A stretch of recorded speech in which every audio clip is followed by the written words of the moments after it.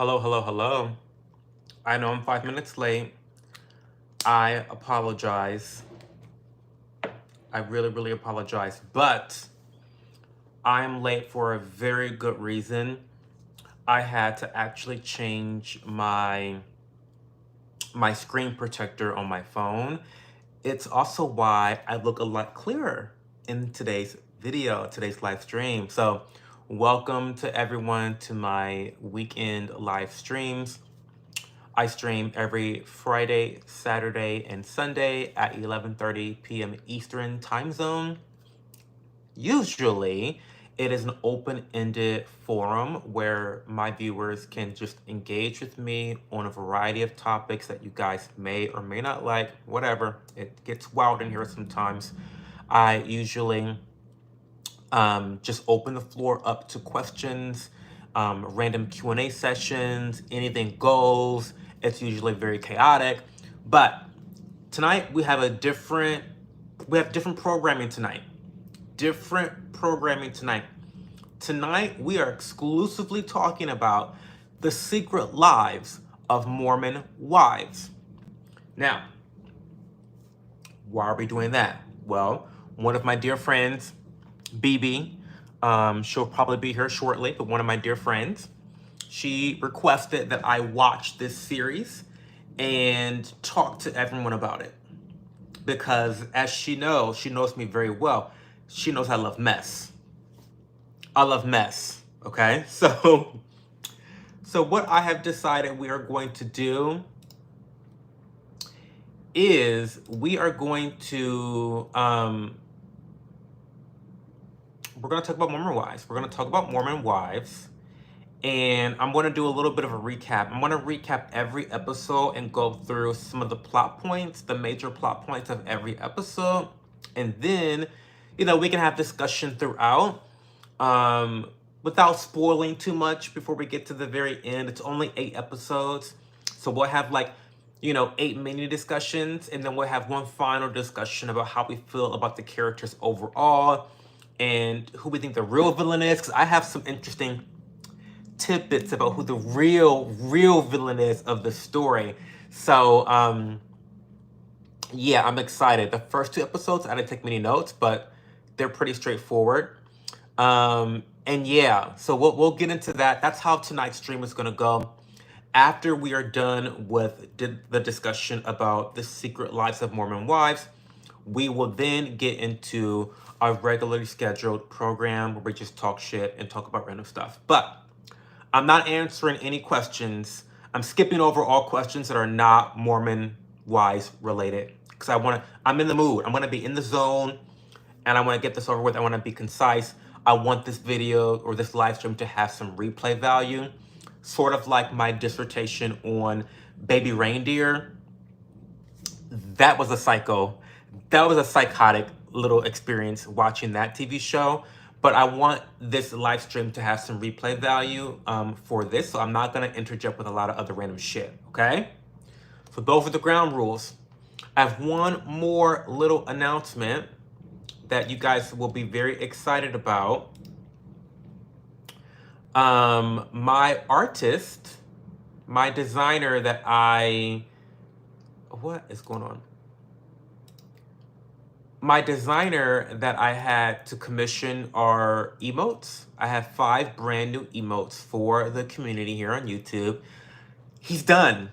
Well, he's done with the sketch.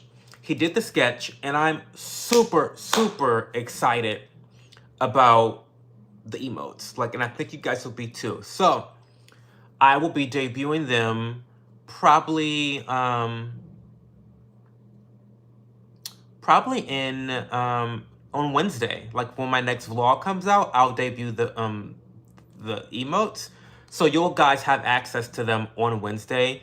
If you don't come to my vlogs, then fuck you. But if for those that only come to the live streams, then you'll see them on Friday. So anyway, you have a little bit of an incentive to come check out my videos on Wednesday, because that's when the emotes will be debuted. Anyway, so let's get into it. Let's do a little bit of introductions real quick, and then we're going to get right into it. Hey, Razor. Hey, Bobby. Hey, BB. BB is sad. Oh, I gotta get my tea ready too, because we're gonna be spilling tea. I have lots of thoughts. I have lots of thoughts about this. Have you guys seen the polls? Because a lot of you think that Whitney is the villain, but then some of you on YouTube have different opinions about who the real villain is of this story. And we'll get into that. We'll get into that. Don't worry. Okay, we have our tea. Thank you, Bobby. Hey, Big Licks. Hey, Cosmic Brazil. Hey, Ricardo.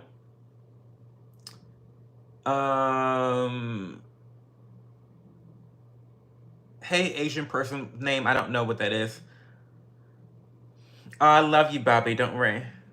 It's not Hennessy. Don't worry. Okay, so we are starting. I said hello to everyone. Fez plus hello, hello, hello, hello. Let's get into it. So, what is the secret lives of Mormon wives? Let's talk about it. So, episode 1, it debuts. Hey, Antoine, just sit back, grab a glass of wine, or grab a cup of coffee or tea, and let's get into it. Thank you, Warby Parker. So, what is the secret lives of Mormon wives? We start off with episode 1. I have notes here. This is like, listen. I have notes. I literally have notes. So legit, sit back. I took notes. I'm very serious. I'm very serious about this.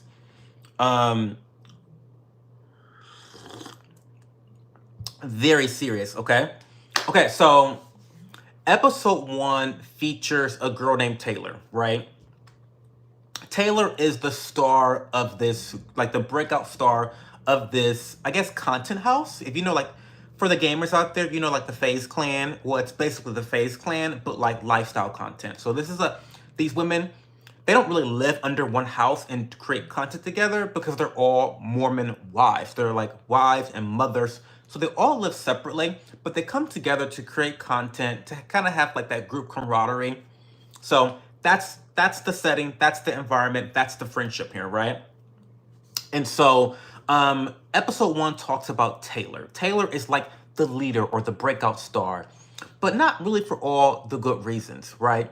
Episode 1 really revolves around the chaos of Taylor's life. She's very reckless.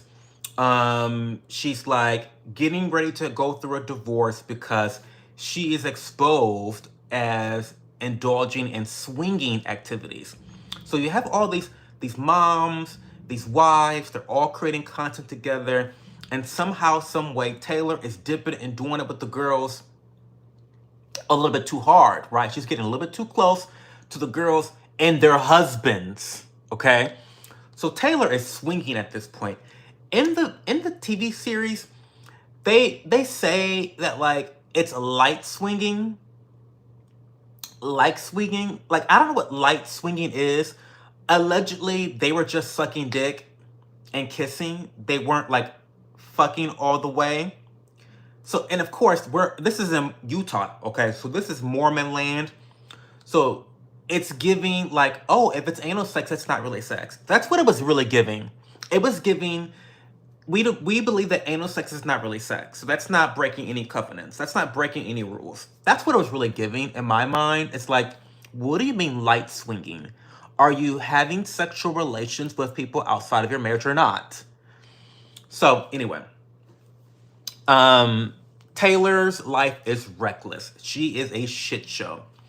In the process of this scandal coming out, she exposes herself during this really chaotic live stream that she did, this video on TikTok that she did. And of course, it's the internet. And so the internet went wild and they started speculating about other people involved in, oh, by the way, the group of friends is called Mom Talk. So Mom, TikTok, so Mom Talk, and they're all Mormon, okay? So after Taylor exposed herself for being a swinger, and now she's going through a divorce, which is a really major thing in the Mormon culture and religion, people start speculating about other wives that are in Mom Talk that were potentially involved. So people are getting upset with Taylor because it's like, you're exposing your own shit, but now you're bringing me into it because now people think that I'm swinging with you when I have nothing to do with that shit in your life, right? It was never really explicitly told during the series who was swinging with Taylor. I want to know, unless someone, oh, thank you so much, Eva. Thank you for the super thanks. Eva wants to know which one was the one dancing next to her sick baby again. And to be honest, no one would care about all that if they weren't so hot. They are very hot, but all of the women are hot. But that's Whitney, by the way. That was Whitney. So Taylor is fucking husbands. She's fucking her husband, and she's just doing all the things, right? And the Mormon glaze. It's the Mormon glaze. It's too much, and so. And so, yeah, it's just a really, really bad situation. So then fast forward, Taylor is, so episode 1's all about Taylor, right? All about Taylor. Taylor is still, like, she's divorced now, and she's fallen in love with this other guy after 3 months post-divorce. Taylor is really just a mess. Just a fucking mess, right? Because she falls in love with this guy 3 months after her divorce. Her mom's telling her, Taylor, calm down, relax. She refuses. She ends up getting into a domestic violence situation with her boyfriend, where she ends up arrested. And this is like, they pulled out the body cam footage.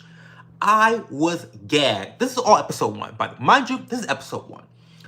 I'm gagged because she ends up going to jail. Taylor goes behind bars for domestic violence against Dakota, which he ends up being in the story a lot. So it's crazy. It's like episode 1 is crazy. You've got the leader of this popular influencer group getting involved in a swinging scandal, a sex scandal, and now she is, abusing her boyfriend of 3 months. And it's just a wild, wild situation. Not only that, I'm not done. It's been 3 months. She's dating this new guy. She's in love with him. She beat the shit out of the guy. She ended up going to jail. But wait, there's more. She's also pregnant by this guy, and she's not married to him. So it's like, it's crazy. It's just like Taylor is really, really crazy. Like, she has no couth. She's very ratchet as fuck. She has no sense of like control. And episode 1 is all about her. So any feedback on episode 1 before I move on? Because we're gonna try to move on quickly. Any thoughts on episode 1? Anything I missed? The notes will get more intense as I go on because I really didn't take notes on episodes 1 or 2, but we get into more things. Episode 3, it starts to get crazy. Any comments about episode 1? The body cam footage made me scream. I literally was shaking during the body cam footage because Taylor was so beyond, she was obliterated. She was so drunk out of her mind. And I think it's really an interesting case study because we don't often see women being taken to jail for domestic violence. Usually you think about domestic violence, you think about men beating women. I think it's really more common than you think of women hitting men and abusing men physically. The problem is, because of our toxic masculinity, I don't think that men typically are willing to call the police and say, hey, this woman is beating the shit out of me, I need help, because men just don't do that typically, right? And so the numbers are probably a lot higher than we think of women abusing men. In fact, it's a really interesting statistic here. Do you know the highest, in terms of like, based on gender and sex, you know the highest rates of domestic violence? like physical violence? Can you take a guess? You might think that it's probably men with men, like gay couples, because you got two toxic fucking men together. They're gonna beat the shit out of each other. No, it's lesbians. Lesbians have the highest rates of domestic violence. It is wild. And so I don't know. Call me crazy. But I think that sometimes we don't really give men enough attention when it comes to the whole DV issue. Um, so yeah, I don't know. Yeah, episode 1 was the Taylor show. So yeah. Okay. So let's move on to episode 2. Let's move into episode 2. Episode 2 is all about Taylor's baby shower. So Taylor is having this baby with this man that she's not known very long, and she's wanting all of all the women from Mom Talk to come visit her to this baby shower, whatever. However, in comes Whitney. So during all the drama with the swinging scandal, the sex scandal, another of the moms, the wives, named Whitney, she ended up running away to Hawaii. She moved suddenly to Hawaii, right? And the reason why she said she moved to Hawaii is because she wanted to distance herself from the drama with Taylor and Mom Talk and just all the toxicity that was coming along with that, right? And so she feels like she blamed Taylor for all of the controversy for the group, right? And I would too, because the problem with Taylor is that her recklessness, it doesn't just affect her. It doesn't. It affects people around her. It affects her parents. Like her having a divorce, her having a baby out of wedlock. These are things that actually does affect her parents, because they're the ones trying to desperately pick up the pieces, right? Her scandal with the swinging, it definitely affected Mom Talk, you know? So Whitney is saying, girl, I'm gonna leave town for a little bit. And I thought that was strange at first. I'm thinking, you really moved to Hawaii because of some online drama? I thought that was suspicious to begin with. And I'm gonna tell you why. I'm gonna tell you why. The reason why is because it's a lie. Whitney actually moved to Hawaii because her husband was involved in his own sex scandal. He was allegedly dipping it and doing it on the Tinder, right? Now, I did love how Connor, which is Whitney's husband, I did like the way he handled that. He really took a lot of ownership and a lot of responsibility for the pain that he put her through. He didn't put anything on her, any responsibility on her. He was really taking it all in, and I could see his raw emotion when he talked about it. So Whitney does reveal ultimately to all the girls that actually, you know, I went to Hawaii because of all the drama, but also because, you know, I was going through my own shit at the time. Was that in episode 2? I think, was that episode 1 that happened or episode 2? I don't know. Anyway. So yeah, Whitney is going through her own issues, and that's why she runs away to Hawaii for a couple months. I mean, I want to also note that throughout this series, y'all, these women are incredibly rich. Like, I cannot stress that enough, how rich these women are. Remember that they live in Utah. So the cost of living is not very high. And they are like big time influencers. I'm talking like 500,000 followers. You know, like they're making really great contracts. In fact, episode 2 features Whitney, who gets a brand deal for, I think, $20,000 to post about a sex toy. Imagine being paid $20,000 to post one Instagram photo. Think about that for a second. $20,000 to post an Instagram video or Instagram photo of a sex toy, right?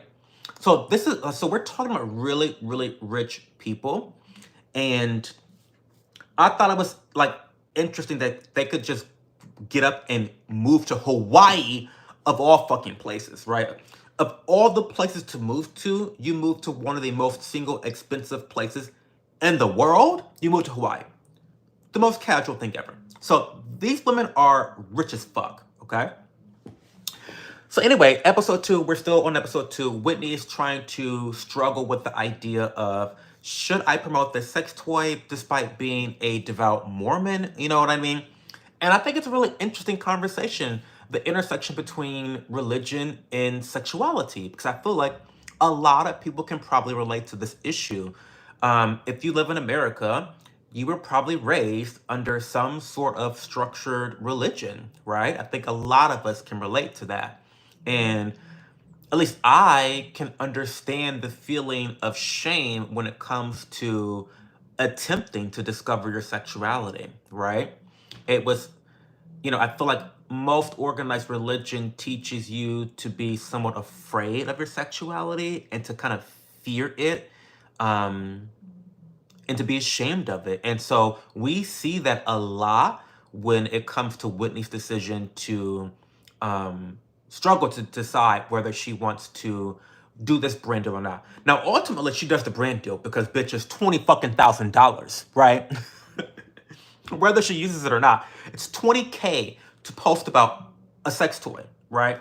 I don't think it even took her 3 hours of work to do this, right? It took her probably less than 3 hours of work to like complete this job, and she's being paid $20,000 for it, right? So again, she does the brand deal. So yeah. Anyway, Taylor has a baby shower for this baby, and she invites all of the women. And Whitney has decided that she is not going to show up to the baby shower. No one knows why she's not showing up. Well, no, I lied. She says that she's not friends with Taylor, okay? She doesn't like Taylor because of all the drama that she's brought onto Mom Talk, and she doesn't feel like she is bringing good light to the girl group, and she's not really doing, hey guys, hey Drake, hey Light Blue. She's not really representing them, and Whitney feels like she's a better representation of what Mom Talk really is, right? So we get this like this Whitney versus Taylor situation.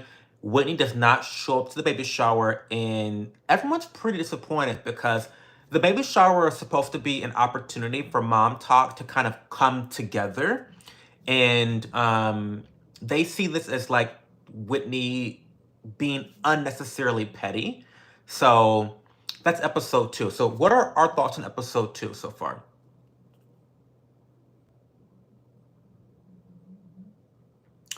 Oh, that's episode 3, BB.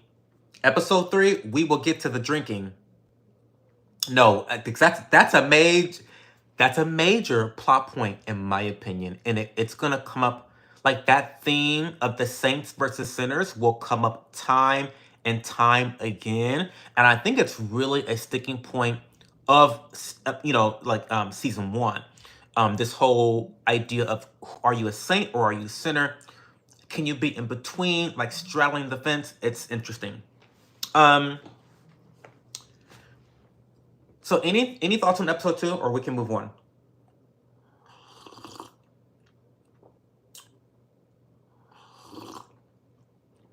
Hey, Matthias.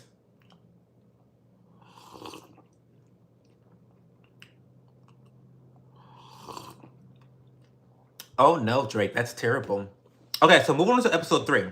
So episode 3, there is a baby blessing happening this episode. So we have Jen Affleck.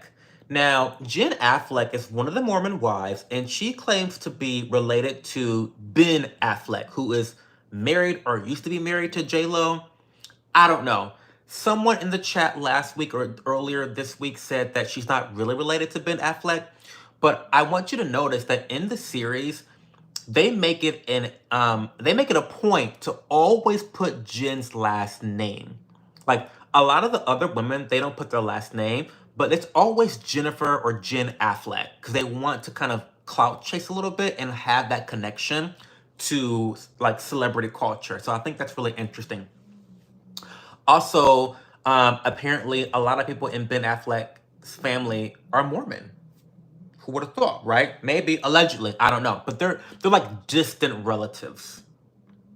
Which is strange because if you're distant relatives, how do you have the last name? I don't know. So I don't know. Affleck, like, I don't know. Like, I don't know if they're really related or not, but I would assume that they really are because why would you get on to national television and say you're related to someone and not be related to them? It's so easy to be disproven, right? I don't know. So anyway, Jen Affleck and her husband Zach are very Mormon. They're like Mormon, Mormon, Mormon, Mormon, Mormon, and they are having this baby blessing, right? Before the baby blessing, they end up having a party at their house, and they're all in the hot tub. And oh wait, oh, they're all in the hot tub, and another Mormon wife who's a part of the mom talk named Jessi, her and her husband actually bring alcohol. Now, let's back up. The Mormons don't really drink alcohol. They drink pop or soda. I don't know if you guys call it soda or pop. I call it pop. But the Mormons don't drink like really high caffeine, or they don't drink like coffee. They drink pop, right? I don't know what it is about that, but alcohol is definitely sinful and pop is totally okay. Okay? And so they all knew going over to the Affleck's house that they're all very devout Mormons. They're all very involved in the church. And Jessi and her husband Jordan decide to bring alcohol and to drink. Not only did they drink alcohol with a flask, but they offered it to everyone else. Now, I thought this was incredibly disrespectful. Um, to go into someone's house who you know doesn't allow alcohol to be drank in their home, to not only bring alcohol, but to attempt to share it and make it a thing in the group, I thought it was very disgusting for adults. I think it was really disrespectful actually. Like, you can't go one night without drinking alcohol? That's fucking embarrassing. You might have a problem, Jesse. You might have a problem if you can't go one night without drinking alcohol, right? Especially at your close friend's house who you know doesn't allow alcohol to be drank. You know what I mean? It just seemed like very poor social. Like, do you have like, are you like neurodivergent? Like, what? I didn't understand why they did that, knowing the circumstances. And a little spoiler alert, but by the end of this season, I feel like Jessi did some things intentionally to cause drama. And this is the first of a couple different instances that I noticed. I took notes. I took notes. But this is the first of a couple instances where I think that Jessi really threw gasoline on the fire. And so at this point, I was like, you know what? That's disrespectful. It's weird, whatever. But at the same time, it's like whatever. Okay. So then what happens next? Okay, so I hope this is like in order. So they're at this party. I don't know where this happened, but somewhere, I think maybe Demi, there's another wife named Demi. Demi is the hottest wife, by the way. Demi is the hottest wife, like not even close hottest wife. Um, and so she has like a birthday party or some type of party at her house or something, and Whitney decides to bring a gag gift. Okay. This is about the Fruity Pebbles, y'all. The Fruity Pebbles gate is happening. Okay. So let's flashback. Flashback. All the mom talk is at this like influencer trip because of course they're influencers to the point where they get flown out to fly to different vacations to promote different brands. While on this trip, Demi and Macy and Whitney and a couple other girls were talking about their sex lives. And Demi was telling the girls about this really weird thing that she did with her husband involving Fruity Pebbles, right? And it was very kinky and something that it was like kind of a fetish. And you know how fetishes are like, it can be embarrassing. It can be embarrassing. Some fetishes can be embarrassing. And listen, I'm a kink shamer. I shame different kinks, right? Because not all kinks are good kinks. Not all kinks are cute, in my opinion. I'm sorry. They aren't. I'm sorry, they aren't. Not all kinks are created equal. So anyway, this is a kink that Demi has, and apparently it involves Fruity Pebbles. Now, it was pretty hard to figure out what the kink actually is. When Macy and Whitney are talking about it and trying to emulate it, it seems like Demi is standing over her husband. Like his head is down here and she's like open legs over him. I hate to even speculate. I don't know who had the kink, Razor. I don't know who had the kink, but they were involved in some sexual situation that they both loved. I don't even want to speculate because I feel like it's so gross what I think happened. But basically, it involved her standing over her husband and Fruity Pebbles, and it's something disgusting. Okay, something disgusting. Now, the gag is the girls, it was such an outrageous story that the girls didn't believe her. And so, you know what Demi did? You know what Demi did? And this is where she's kind of fucked up. And again, spoiler alert, there's not many women here on this show that aren't fucked up, okay? So let's get that right out of the way. A lot of these girls are fucked up. Here's what Demi decided to do. Because her friends didn't believe her sex story, she calls her husband, puts him on speakerphone, and unbeknownst to him, all other women are listening to him recount this sexual story that they were involved in together, this sexual act with the Fruity Pebbles, right? And so the women are like, you know, like, oh, it's true. Like, Demi was not lying. She actually did this shit, right? Okay, so I think that's fucked up. That's really fucked up, number one, to me. Because if my partner, not you, yeah, you guys know that I'm very vanilla in the bed. Like, we're not doing anything crazy. We're not doing nothing crazy. Okay, listen, it's very vanilla, not even vanilla bean. So we would never be in this position to begin with.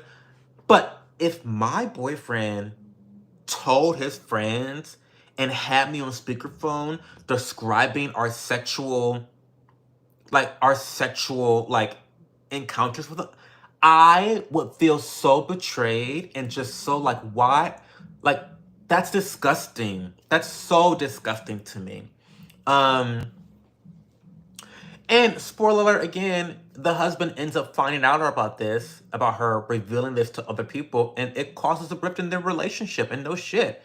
So anyway, let's get back to, okay, so at the party, Whitney ends up giving Demi a big box of Fruity Pebbles. Okay, now I think there's nuance to this situation because at this point I'm Team Whitney. I'm still pretty Team Whitney at this point. The gift I think was in good faith. I don't think she meant to embarrass her per se. However, I understand why Demi was embarrassed because if there were no TV cameras around, I don't think that Demi would have been as upset because it's just their intimate group of girlfriends talking about this story that they all knew about. They all knew about this, right? They all knew about it. So it's not like she was revealing something that the girls didn't know about. Whitney was just saying like, hey girl, this is kind of a funny story, outrageous thing that you laughed about. They probably laughed about it at the brand trip. Ha ha, funny, it's a joke, laugh, ha ha. You know what I mean? The issue is they're now filming a national TV show on Hulu, right? And so Demi probably didn't want that intimate experience being exposed on national TV. And so that's where we're kind of breaking the fourth wall a little bit. And that's where you have to kind of like understand what's actually happening in their real life and what's happening on TV. And I think that Demi was upset because um, I think she was reacting that way because this is on national television, right? It's crazy. Um, so, um, and then also, I just want to say that, like, Demi, I think I think it's kind of like her karma. It was actually kind of her karma.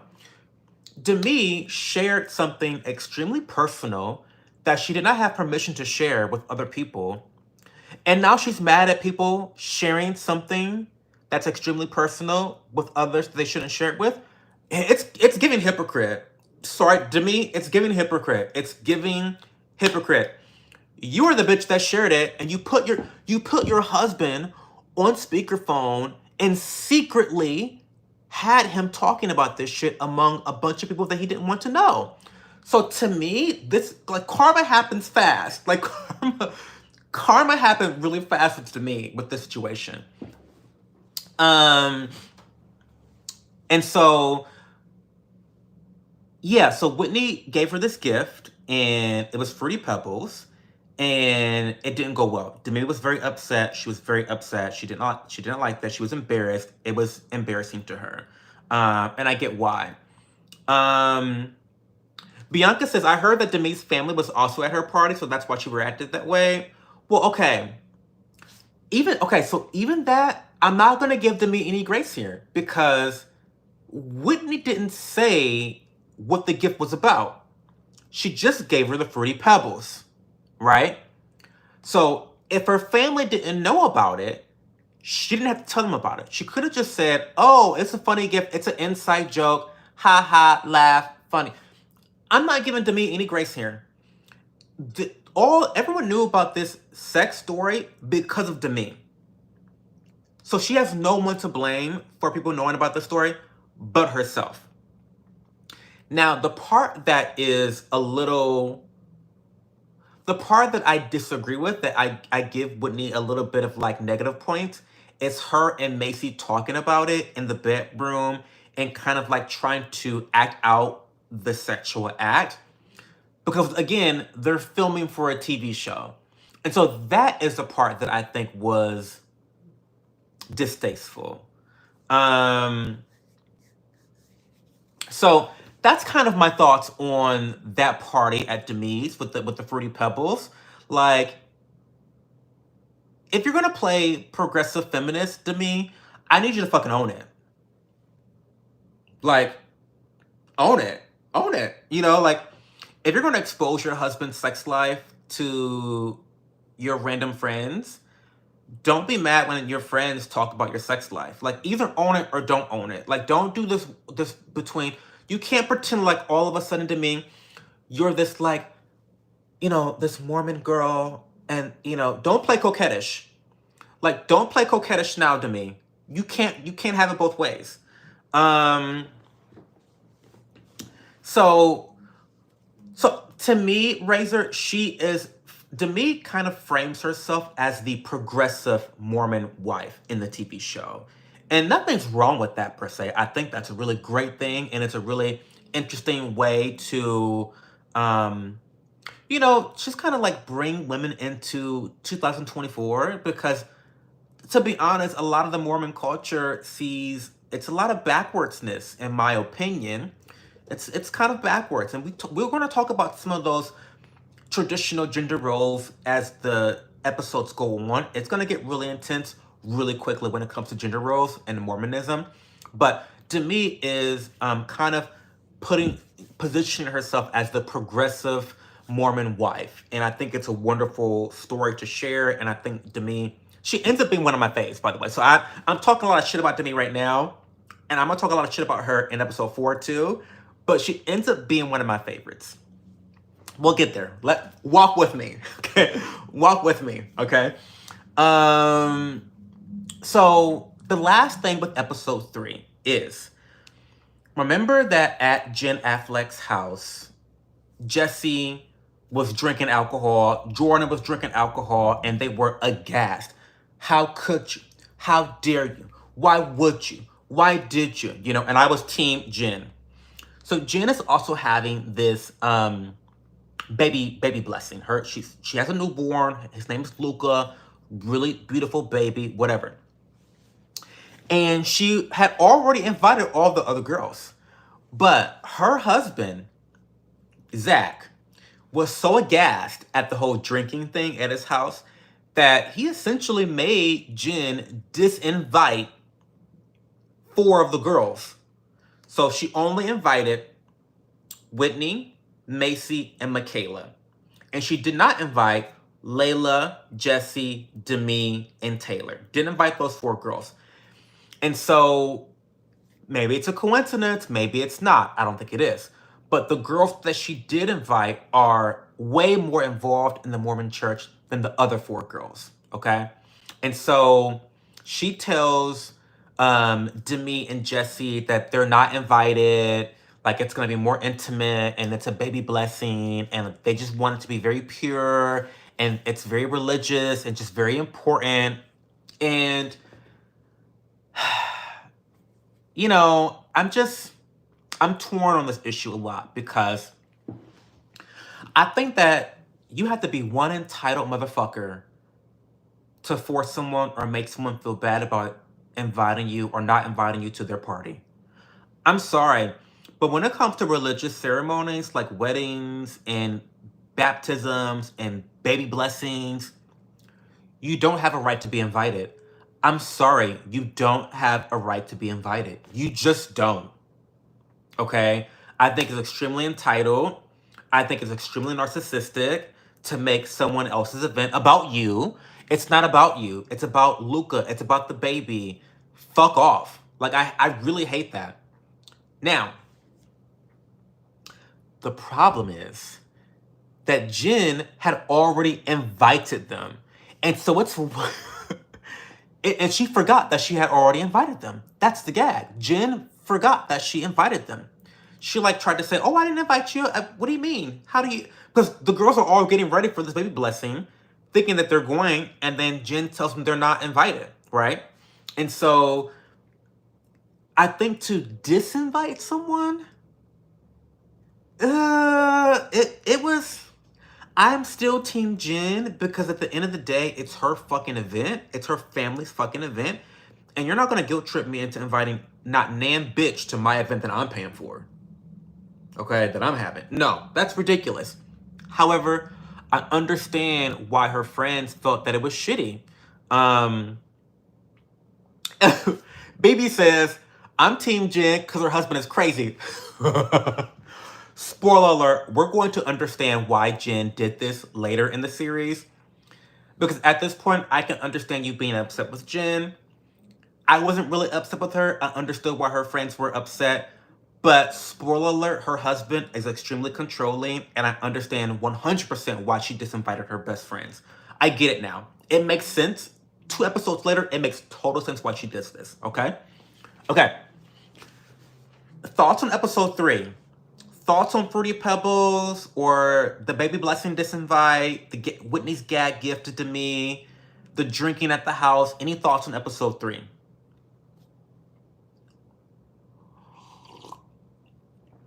Any thoughts? Hey, just a sandwich. What's up, girl? Baby thought the gift was intentionally a bit underhanded. Whitney made such a spectacle of it. She did. She did make a spectacle of it. Is she just very dramatic? Or was she intentionally trying to be a bitch?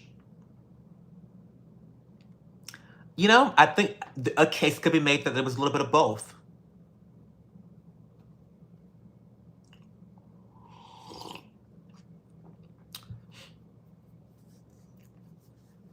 How much of this do you think is genuine and how much do you think is played up? Well, I think that as influencers, I think most influencers, we're just really dramatic people. Like, I think we're typically just very dramatic people. Like, I know me. People think that I'm really played up, but I'm also just an authentically dramatic person. Bianca.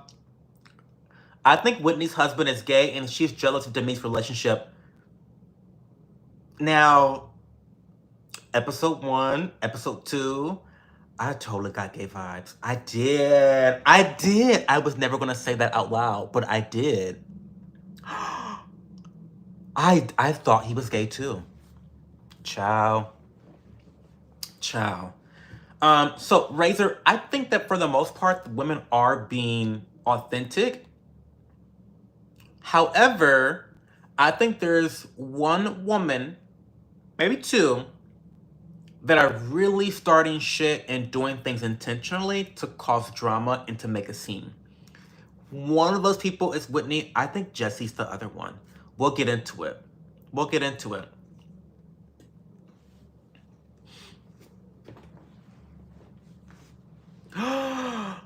Everyone says he wasn't on Grindr, on Tinder. He was on Grindr. Oh my god! I thought. So I didn't make that up. Okay. Okay. My gaydar went off. My gaydar went off. I have not told a soul about my gaydar going off on Connor, but it went off. Episode 1, I was like, is he a homo? Is that a fellow faggot? Oh. You didn't hear that. Sorry. Don't ban me, YouTube, please. I was like, my gaydar is definitely going off. Like, it's definitely going off. Ciao.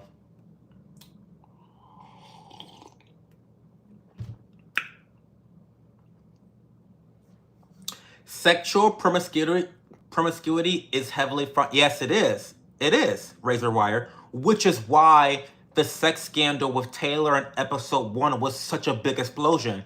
I mean, it was such an explosion. Like, I think people were more upset about that than Taylor's domestic violence charge against her boyfriend. That's how frowned upon the sexual promiscuity thing is. Okay? So let's move on to episode 4, because before we get into more discussion. Okay. Episode 4 is insane. I have lots of notes for this episode. Hey, Corbin. Okay, so I was really happy that Demi owned her being the one to share the Fruity Pebble story. The issues with her husband were resolved after they talked it out, and she betrayed his trust. And I love the fact that, and I love Demi. I'm gonna drag her a little bit episode 4. I'm gonna drag her this episode, but one thing about Demi is she owns her shit. She actually owns her shit. When she's called out, she owns her shit, right? She owns immediately. So I see a lot of myself in Demi, and that's why I think I end up loving her the most in the series, because she can be a bitch, but she's a really great friend, and she owns it. She just owns her shit, okay? So anyway, she apologizes to her husband. They work through their issues. She apologizes for like sharing the Fruity Pebble story in the first place, which again, that was 100% her fault. She should have never done that. The way she did it was fucked up. And so she owns it, and we love that. Also, I noticed by episode 4 that Michaela is talking a lot of shit about Whitney. Like a lot of shit about Whitney. And mind you, Michaela, Macy, Jen, and Whitney are supposed to be the saints. They're the Mormon girls. They all go to church. They're very involved in church.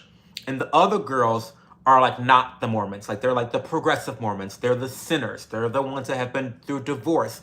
They're the ones that have been through scandals. They're the ones that drink alcohol. So there is this differentiation between the sinners and the saints, and it comes down in the group. And they end up going to Las Vegas, and some of them are, the fractures within the group is very severe because, of course, you had the saints who all went to Jen Affleck's baby blessing, and then you had the sinners who didn't go. They all went bowling together, right? So they end up going to Las Vegas together. It's all one big happy family, supposed to be. Spoiler alert, it's not like that. So the note I had was Michaela is talking mad shit about Whitney. Like in all her confessionals, Michaela's talking a lot of shit. And I just wondered, like, is Michaela expressing herself to Whitney or just talking to Whitney's enemies? It's strange to me. Also, we talked about Jen Affleck being the breadwinner in her family. And I'm pretty sure that most of the women on this show are the breadwinners in their family.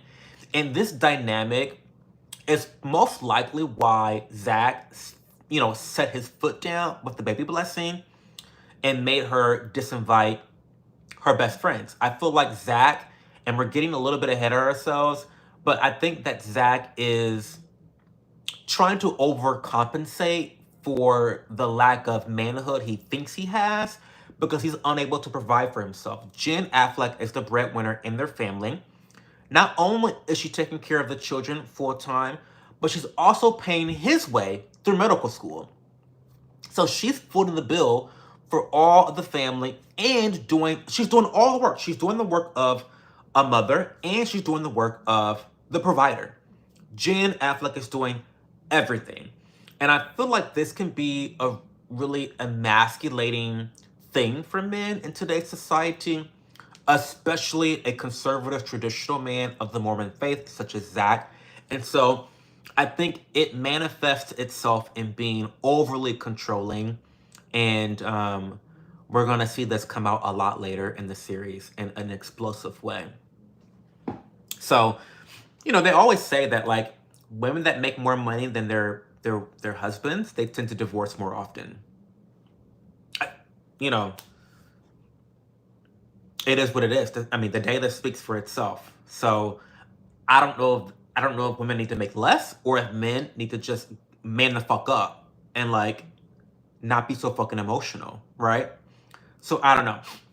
So anyway, episode 4, they end up going to Las Vegas, and the girls are kind of on edge. And so, a lot of the girls are kind of upset at the Saints because they feel like they've been regulated as, like, less than. Like, they didn't get invited to the baby blessing, and they don't like that, right?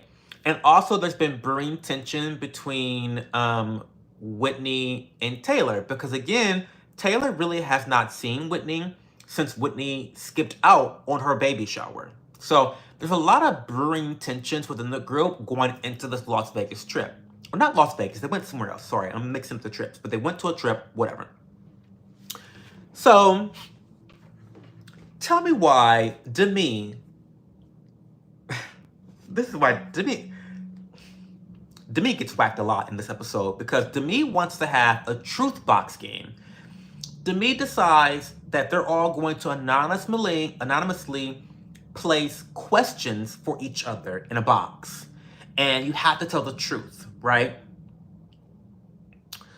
What a dumb fucking game. Of course, this is going to be a disaster. Of course, there's going to be conflict. And Demi is the cause of all this conflict. She is the shit starter in this episode, right? So they talk about Whitney's video of her in the hospital with her sick baby. And to be honest, it was shocking to me to see her do that. It really gave, let me exploit my sick baby for views. That's what it gave. Now, Macy, her bestie, she defended Whitney and said that the reason she made the video was because she was just so happy that her baby was recovering and was going to make a full recovery, and she just wanted to express that happiness to people on social media.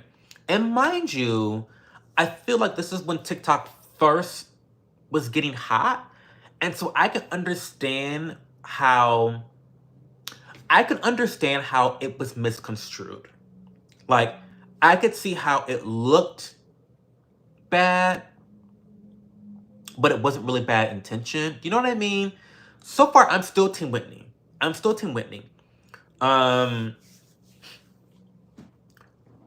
The truth box is ridiculous. I speculate producers suggested it. Probably. I mean, you're probably right. But it's ironic that Demi's the one who, like, did it. So anyway, one of the questions in the box is to Demi. Demi, why did you say that Jen Affleck was too Mormon and that she was getting too Mormon? The gag. So then Demi gets caught having to backtrack and put pussy walk back, backpedal, dipping it and doing it, backtracking. She says she didn't say Jen was too Mormon, and then she admits that she actually did 5 seconds later. So it's like Demi is caught in a lie, and then she immediately fesses up to the lie. So actually, I did say that. Like Demi lies about it, and then immediately tells the truth about it. So it's like, girl, what are you talking about? But Demi's point was, okay, I may have said that about Jen, but Whitney, why are you telling her about that? Why are you telling her that I said that? Right? Why are you running back to Jen and telling her that I talk shit? And I feel like that's kind of a cop-out, because if you weren't talking shit in the first place, there would be nothing to tell. If you weren't talking shit, Whitney wouldn't have anything to tell on you about. She wouldn't have any information to rat on you about. So maybe the problem is you talking shit. Once again, Demi is the cause of her own drama. Had she not behaved in certain reckless ways, Whitney would not have an opportunity to exploit it. She wouldn't have never had an opportunity to say shit about you, Demi. Come on, Demi. Come on. So that's what happened. And then,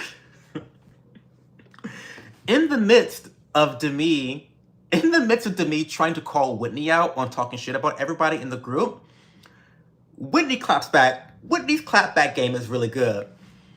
Whitney claps back and says, well, why'd you call Taylor white trash?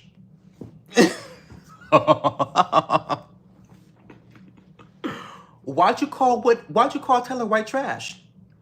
And so once again, Demi is being called out for shit talking people. Like, she is shit talking people in the group.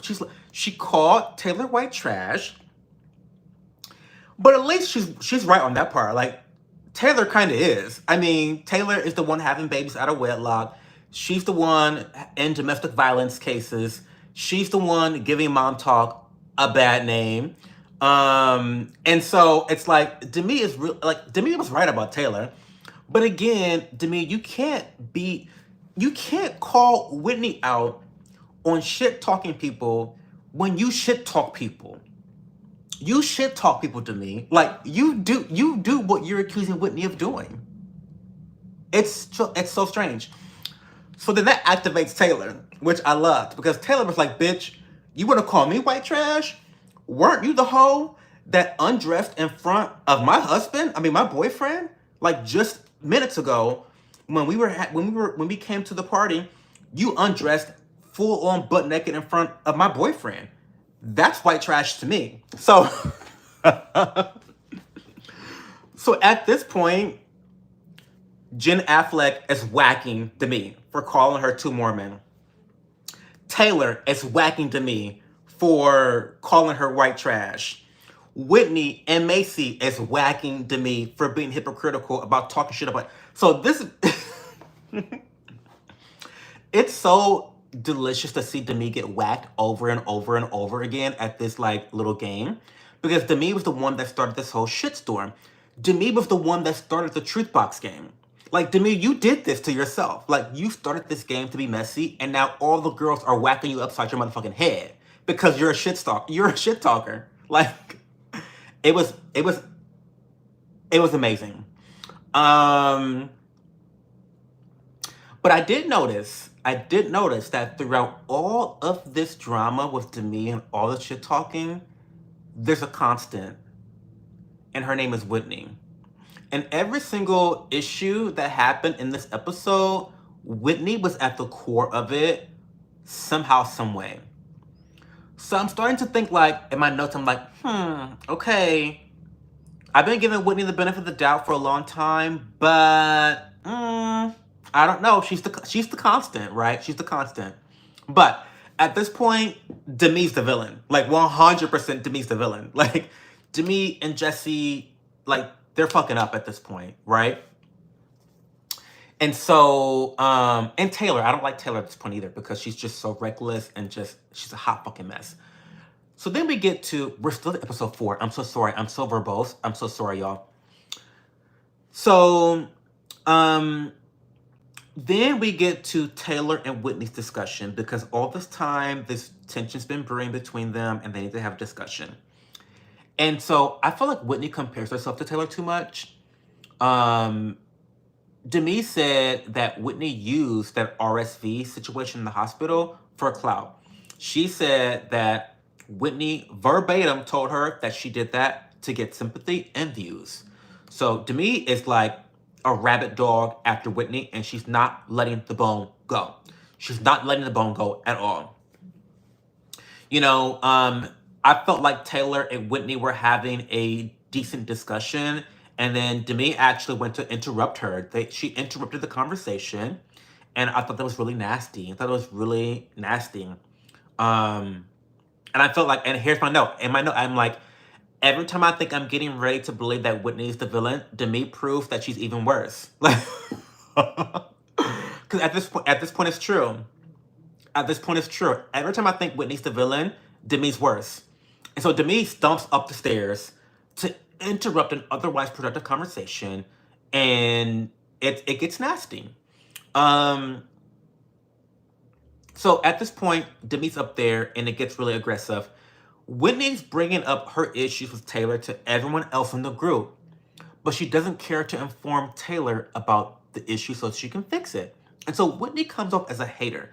This whole beef with Whitney and Taylor, really, when you look at it, is very one-sided. Because Taylor never really expresses any issues with Whitney. Taylor's just like, I want to talk. Like, let's talk it out. Like, what's the issue? What's going on? And Whitney is the one that's preventing them from fixing the relationship. And so she doesn't want to give Taylor an opportunity to fix the relationship, yet she wants to bitch about her to all other mutual friends. To me, this is the point where I realize that Whitney is the villain. Like, Whitney really is the villain here, because there's a point where she refuses to even apologize for all of this crazy shit that she's done to Taylor, all this shit talking she's done to Taylor without confronting her. She refuses to apologize. She says that she would do it again, and it makes her look really bad. It makes her look like a hater, to be honest. I felt like Taylor was very gracious in this situation. And Demi called this all out perfectly. I think that Demi really owned the scene, and she really took Whitney down in a really impressive way. She explained it in an easy to understand way that Whitney is just a hater. She is jealous of Taylor. She feels like Taylor has had more exposure through Mom Talk, and she has also received more forgiveness for her transgressions, whereas Whitney does not have the notoriety that Taylor does, and she has not received the forgiveness from fans that Taylor has received. And so I think there's a lot of jealousy, pent-up anger, and pent-up competition, and it's really just one-sided. So, okay, there's one more point. So at this point, Whitney leaves. She goes into a closet, and she starts crying. She starts crying. Her besties, Jen and Macy, run to her defense. They're consoling her. And Demi's not having it. Demi's like going in for the kill. She wants to destroy this girl. And I feel like it's overkill at this point. At this point, it's overkill. Demi, you made your point. Whitney's the villain. We get it. She's the villain. You proved it. We all see it now. She's in tears. Let her calm down. But Demi goes after her. She goes into the closet. You're a bitch. No, you're a bitch. You know, like, it gets crazy in that closet. And I'm really happy because finally Jessi stepped in to help Demi to put the nail in Whitney's coffin. She says, because Demi's like the only one out of the sinners who's really calling Whitney out on her bullshit, right? It's really only Demi. So it seems like Demi's going overkill. But finally, she gets some support from Jessi. And Jessi says, you know, to encapsulate everything, you know, Whitney tends to get close to every different girl in the group.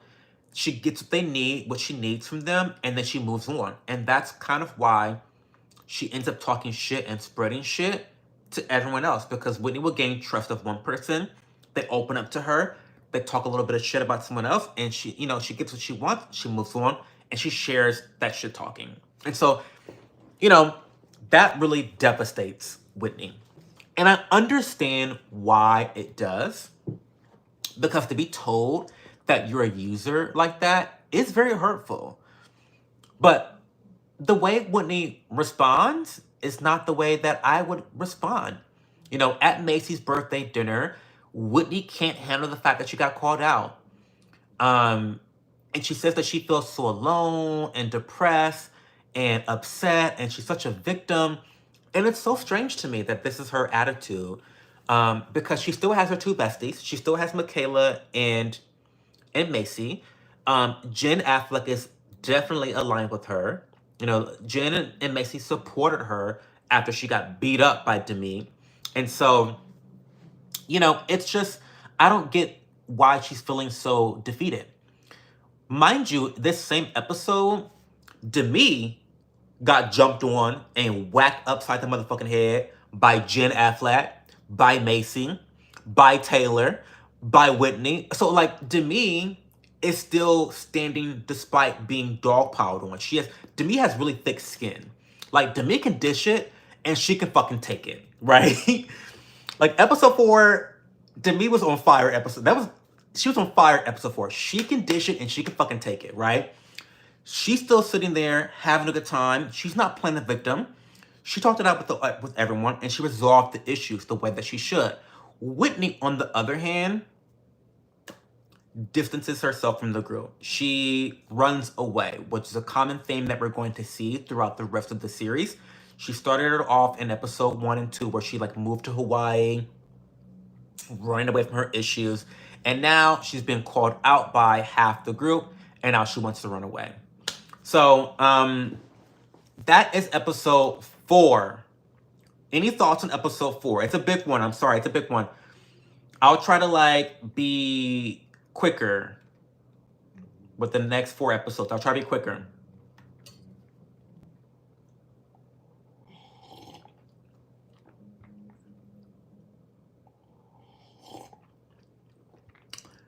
When she was crying in the laundry room, and when she said she'd do it all over again, I was so... that is where it cemented the fact that she has a villainous side, that she is the main villain in this show. Because to be called out on all your shit, to not have a good defense for it, and then to say, I'm not going to apologize. Not only am I not going to apologize, but I'm going to also do it again. That's a narcissistic thing to do. That's a narcissistic thing to say. That was really fucked up, and that really cemented me turning on Whitney as a viewer. With the last 10 minutes of episode 4, that's when I was like, oh, no, okay, she's kind of full of shit. She plays the victim card, and she's a narc. That's when I was like, okay, yeah, she's the villain, 100%. Up until that point, I was definitely on her side. But the last 10 minutes, yeah, fucked up.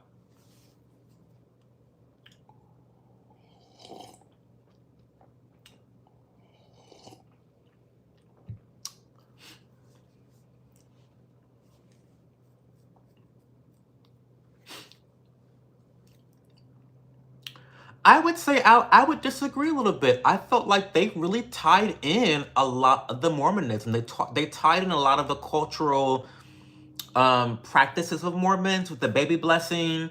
They talked a lot about Mormon culture with the pop. I thought that was really funny, how much pop they drink, the drinking, the alcohol, the gender roles between man and woman, wife and husband. I thought they touched upon Mormonism in a thoughtful way. Despite being trashy reality TV, I thought it was actually some thoughtful discussions about Mormonism. I did. I thought so. it's kind of cool how outwardly they seem to have their shit together, but when you analyze it, they're messy as fuck. Yeah, Razor. I mean, I think that goes for every influencer and celebrity you see on social media. Yeah, they seem to have their shit together because they only show the good shit. They only show the good shit, right? So it's interesting. Any thoughts? Any other thoughts on episode 4?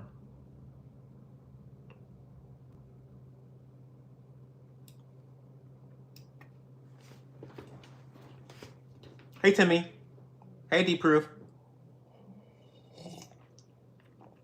And the women are rich as fuck. They are rich as fuck. They are.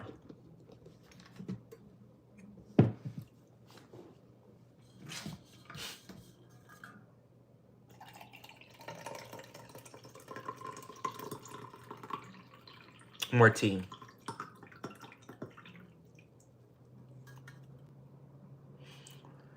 Episode 4 was a major turning point. For me, it definitely was. It really set the pace for the rest of the season, for sure. It was the climax. I felt like episode 4 was the climax. Thanks, Timmy. Okay, episode 5. So episode 5 was really about 3 different events. Layla's divorce party, Macy's new business, Taylor and Dakota getting ready for the baby, and Whitney distancing herself from the group. So Whitney ends up leaving the group chat altogether, leaves the group chat for the mom talk. I think this is really ridiculous. I think it's really childish to do something like that. And Jessi clocked this bitch immediately. Jessi clocked her so good. Jessi said that Whitney just wants attention to see who reaches out to her. And spoiler alert, it's true. That tracks. That tracks. So Jessi ends up crowning Demi the new leader of Mom Talk. Now, I found this to be a little weird, a little catty. Because why exactly Demi as the leader of Mom Talk? I don't know why she chose her. Is it because she took Whitney down and she was basically the reason why Whitney is now distancing herself because getting called out? What about Taylor? I thought she and Whitney were the ones vying for leadership. Where did Demi come in here? At this point, like, I felt like that was a little weird to crown Demi as the new leader, the new queen of Mom Talk. I don't know. I was a little I made a note of that. Like, okay, interesting. Whitney says that she doesn't think there can even be a Mom Talk without her, which to me is her biggest reason for leaving the group chat, because I feel like Whitney wants to punish the group for not catering to her. She says everyone is competitive and simply transactional instead of having authentic relationships, but I think this is projection. I think she's a narcissist, and this is what she is. This is what she does. Everything that... It's so funny. She says what Jessi called her the previous episode. Jessi said that she uses people, she gets close to people in the group, gets what she wants, uses them, and then moves on. It's transactional. She's competitive with Taylor. She wants to be better than Taylor. She wants more views than Taylor. She wants all the stuff. She's competitive. And so it's so funny that Whitney gives this confessional talking about how everyone else is transactional. Everyone else is not authentic. Everyone else is too competitive. That's called projection, Whitney. You were talking about yourself in that confessional. That's you. That's you. We have you on tape, on camera. That's you. So that's crazy. Everyone's getting along without Whitney. Everyone's happy. I did find it to be shady that Demi posted a photo on Instagram posting some shade about Whitney not being there, which I thought was really catty. That's not what you do to someone that you're beefing with. Like, I'm sure, like, yeah, you're in a bad place, but at the end of the day, that's still your colleague. That's still someone that you want to pursue a relationship with, I would hope. So that was catty. And I was disappointed that no one in the group chastised her for that, because if that's not the type of leader you want, you know, Jessi crowning her as the new leader of Mom Talk, and then that being a caption, I thought that was really shitty. And of course, Whitney is in her solo scenes complaining about not getting calls about her leaving the group chat. It's so duplicitous. It's so see-through to me. So, okay. Taylor and Dakota get ready for their baby. I thought it was so cute. Jen Affleck trying to teach Taylor's boyfriend Dakota how to be a dad. That was so funny. Such a kind gesture. I love Jen at this point. I think Jen at this point is my favorite wife out of the Mormon wives. She's really great. She feels responsible for the divide within the group because of the baby blessing. And so she's trying to like reach out and make inroads with people. And I just feel like Jen Affleck is such a genuine person that really cares about her relationships. And like, I don't think she meant anything bad by the baby blessing debacle. I think she was just in a hard place trying to please her husband and, you know, also not offend people. So, you know, I love Jen. She's drop dead gorgeous too, by the way. Like, I go back and forth between who's prettier, Jen or Demi, but like, every time Jen is on camera, I'm just like, I'm literally like that. I'm literally like obsessed with how beautiful Demi and Jen are. So she tries to teach them how to have a baby. It's cute. Also, Taylor is refusing to be pressured to get married, which I think is very admirable if she's not ready. I just wish that she had thought about not being pressured into things she's not ready for, such as having a fucking baby. I mean, here's my issue with Taylor. Taylor is so reckless and so like such a wounded bird. And I find it hard to sympathize for her sometimes because she is the cause of all her issues. Like, Taylor is her worst enemy. And so I find it hard to be sympathetic for someone like that who, I don't know if she's really doing the work to become a better person. Like, are you? You know, I don't know. But I feel like not getting married is really a good thing for her. I don't feel like she should be rushing to get married. I really don't think that. I think that's one really good decision that she should be making. And so, yeah, that's Taylor's situation. Now, also speaking of Dakota, Macy does not like Dakota. Macy is another one of the moms. She's a badass bitch. I love Macy. She has this new business idea, and Taylor's been wanting Macy to talk to Dakota at her business photo shoot, which I think is crazy. Like, Macy invited Taylor to do a photo shoot. She has this new business where she's going to do like vitamins for like postnatal vitamins for like expecting moms. And so Taylor brings Dakota with her. Because backstory, Dakota and Macy don't like each other. Macy thinks that Dakota's not good for Taylor and like she's looking out for her. Like, you should dump him, you should break up with him, whatever. Taylor brings Dakota to the photo shoot, which is already crazy disrespectful.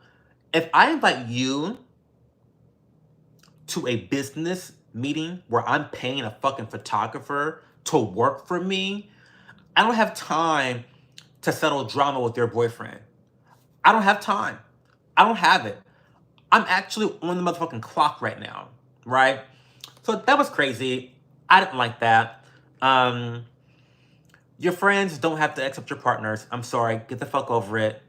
They don't have to accept them. They don't have to like them. It's a bonus when they do, but they don't have to like them, right? And it also didn't seem like Macy was trying to actively break them up. She's just giving advice when Taylor's asking her. And so I think that's great. I thought it was crazy when Dakota was asking for personal photos of him and Taylor at a photo shoot that Macy's paying for, which is the woman that doesn't even fucking like you, Dakota. I thought that was really fucking crazy. And so I also thought it was really great the way Macy explained her issues to Dakota. She didn't make it about Dakota. she really made it about herself. And she basically said, you know, the behaviors that Taylor tells me you exhibit are behaviors that are triggering to me because I saw those same behaviors in my previous relationship, which was abusive. And so I thought that was an excellent way of explaining her issues to Dakota without making it personal. And so I get it. I get it. Taylor seems to be hurt by the lies from the first 3 weeks when he cheated. And to be honest, y'all, I'm gonna be honest, I'm Team Dakota here. I'm actually Team Dakota in this situation.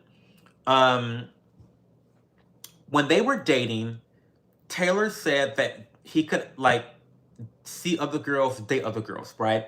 They're talking at this point. This is the problem with talking. This is the problem with talking. Stop fucking talking, okay? This whole talking phase should last a week. If you're talking to someone longer than a week, you're doing it the wrong way. You're setting yourself up for failure. Stop this whole talking shit, okay? Like, talking for longer than a couple weeks it's bad vibes. It's not good. Like, anyway, so they're talking. And apparently she caught him in a lie where he said he was at his friend's house, but he was actually with a girl having sex with her. And to be honest, yes, he lied. But let's be honest. Let's just be honest. When women say, just tell me the truth. Just tell me the truth. You don't fucking mean that. You don't fucking mean that. You don't mean that. I'm sorry, but you don't mean that. There's no way in the world that Dakota could have said, oh, yeah, babe, I've been with you all week, but I'm gonna go fuck this random girl that I've been talking to as well on the low.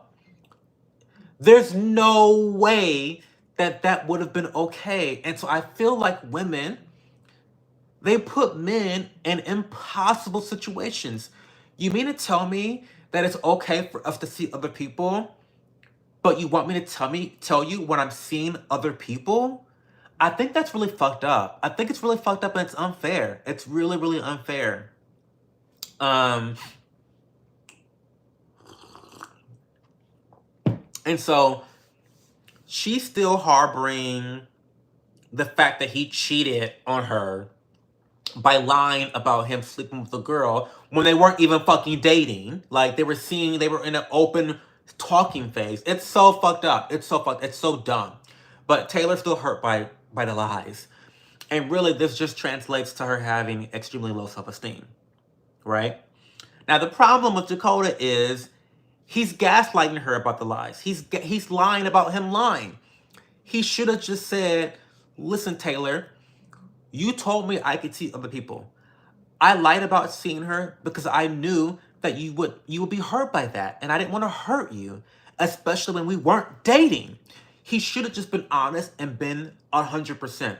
But instead, he's doubling down and gaslighting her, and it's just toxic, right? Okay, so we get to the divorce party. I think divorce parties are weird. I agree. I'm the first to say that, like, every struggle or failure in life should be seen as an opportunity for future success. But it came up as a celebration to me, which is weird. I have to reconcile with that somehow, because again, my principle is that every failure is a potential success. But a divorce party, it just came off like a celebration. Oh,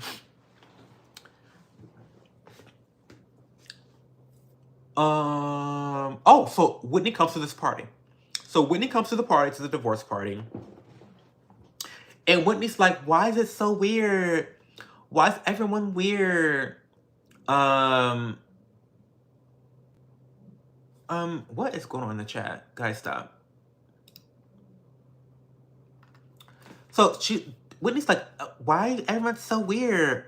And Connor, and I love her husband Connor, by the way. I love Connor so much because, and not because he's gay, allegedly, But I love him because he seems so reasonable. He seems so authentic. He seems so like caring towards Whitney. He seems like a really, really good husband and supportive husband to her, despite the Tinder allegations and cheating that he did. He seems to be supportive, and he keeps her in line. Connor has to keep reminding Whitney that the reason that people are weird towards her is because she left the fucking group chat. He mentions this to her at least 3 different times to remind Whitney that, like, what do you mean? Like, basically, he was basically getting at the fact that, why are you playing victim? Why are you acting dumb? It's a weird situation with your friends because you left the group chat. Like, I thought that was funny, and I made a note of that. So then, Whitney is still bothered by Jessi's comment about her being a user. And I think that Whitney made a really valid point here, y'all. She said, why is her sharing the vicious things that Demi has said about Taylor and Jen any worse than the actual vicious things that Demi said? Like, why is Demi still not on the outside of the group? Why is she not being held to the fire? Why am I being held to the fire for sharing true things, true awful things that people said about each other, but the people that are not, who actually did the bad things, are not being held accountable to the same accord? So I get that. I get that. And yeah, I get that 100%. I 100% agree with Whitney that sharing awful things that people say about others is not as bad as the awful things that were said. And so I agree with her. So she talks to Jessi. She wants to know why she said these things about her. And I'm a be honest. Jessi was a cunt in this scene. Jessi was a gigantic cunt in this scene. The way Jessi communicated to Whitney is very contradictory to her confessional. In her confessional, she's like, oh, I'm so happy for Whitney. I want her to come back into the group and have an opportunity to explain herself, and I want to welcome her back. That's not what the action said. That's not the way Jessi communicated. And this is actually the worst I felt for Whitney in the entire series was this moment. Because at the end of episode 5, Jessi is talking to Whitney, and Whitney's making some great fucking points. She's making some great points. And Jessi, she simply reaffirms to her that everyone has issues with you. Everyone in the group has, like, she makes it so obvious that I felt so bad for Whitney because, sure, okay, you say these awful things about me. I'm defending myself. I'm here. I'm trying to understand. And it seemed like Jessi just wanted Whitney to know that everyone was against her. And that is contradictory to the attitude that Jessi was trying to convey in her confessionals. She did not seem very open to a new relationship. She seemed like she wanted to punish Whitney and to really make Whitney feel like everyone feels this way about you. Everyone doesn't like you. Everyone hates your guts. I am right. We all talk shit about you. We all say the same things about you. And I feel like that was not the appropriate thing to do if you value someone's friendship and if you're trying to get them to understand something that you're saying. It felt like a bullying moment.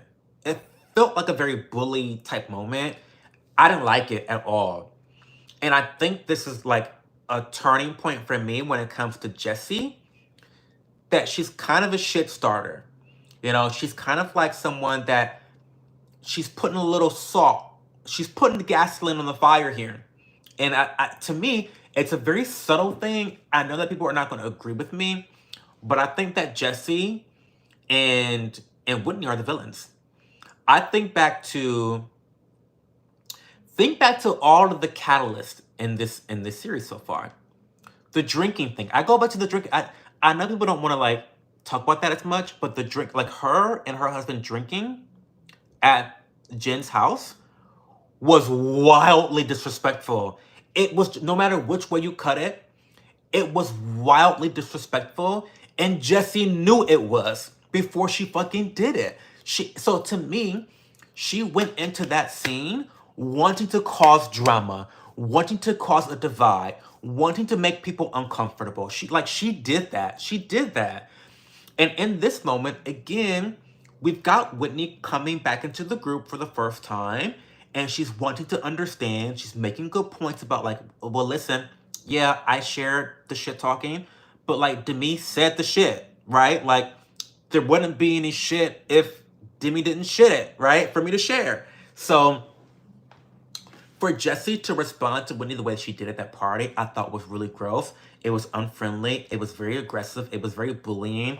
And it was not someone that wanted to repair a friendship. It was someone that wanted to punish, to ostracize, and to bully. And that's how the episode ended. And I'm feeling bad for Whitney. Like, she's fucked up. She is the villain. She wants to be chased. But I felt like in that moment, I understood why she didn't want to be a part of these bitches. She didn't want to fuck with these girls anymore. Because, like, if this is the way I'm treated when I try to come back into the fold, and you just want to hammer home the point that everyone's against me, like, then what the fuck am I fighting for? Like, I understood that. You know, I got it. Oh my god. Okay.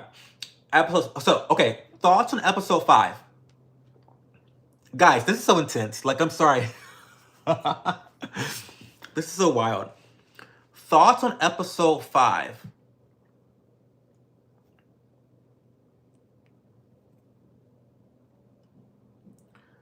I have some mods, generic YouTube name. I have some mods. Hey guys.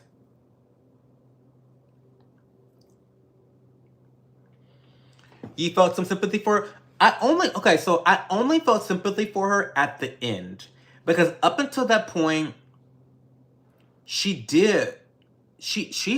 left the group chat. She did that.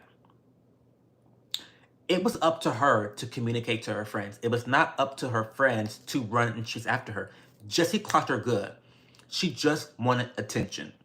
So up until the last 10 minutes, I was like, no, Whitney is the villain. She's fucked up. She's an art. But at that moment, at the end, when Jessi laid into her, I really did feel bad for Whitney. So,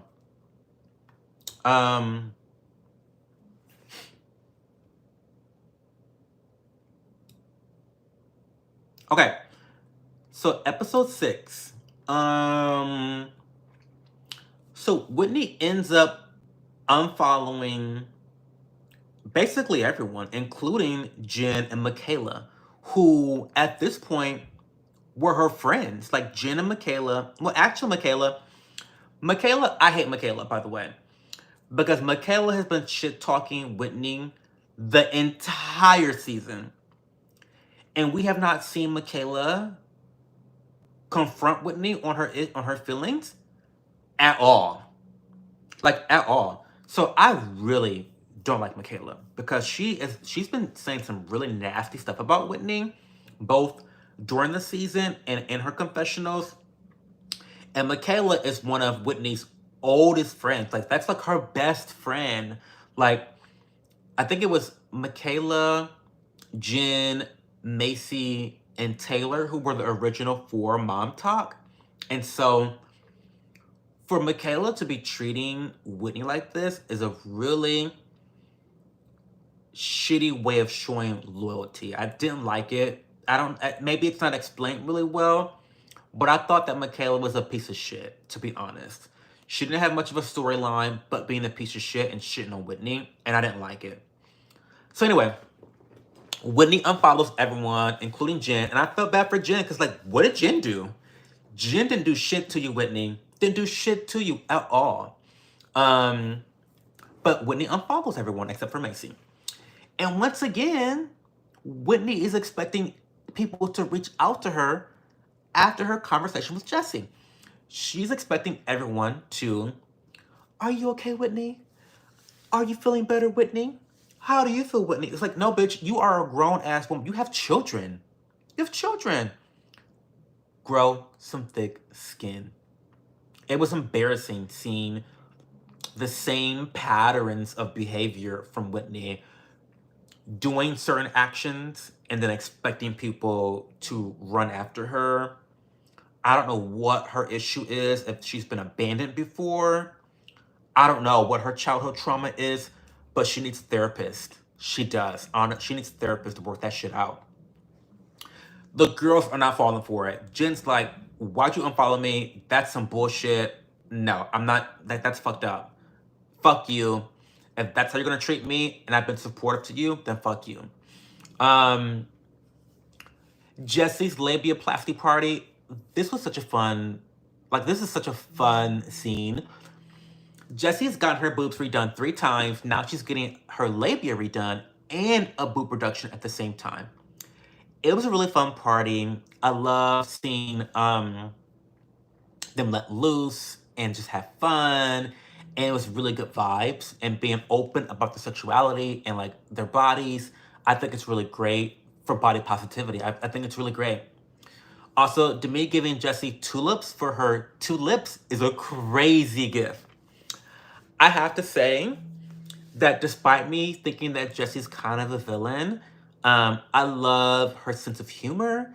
I love her ability to be self-deprecating. I think that Jessi is definitely a star. I think she gives great confessionals. I think she's really hilarious. She's funny. I think she has a great pulse on the group and great insight. I just think that she's not always the nicest person, despite what she wants people to think she is. I think she was really nasty to Whitney and kind of nasty to Jen with the whole drinking thing. I don't think that was cool.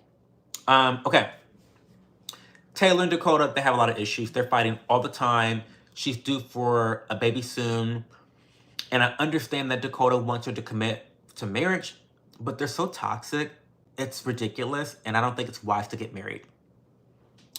Now, they're getting ready to go to Las Vegas. Okay.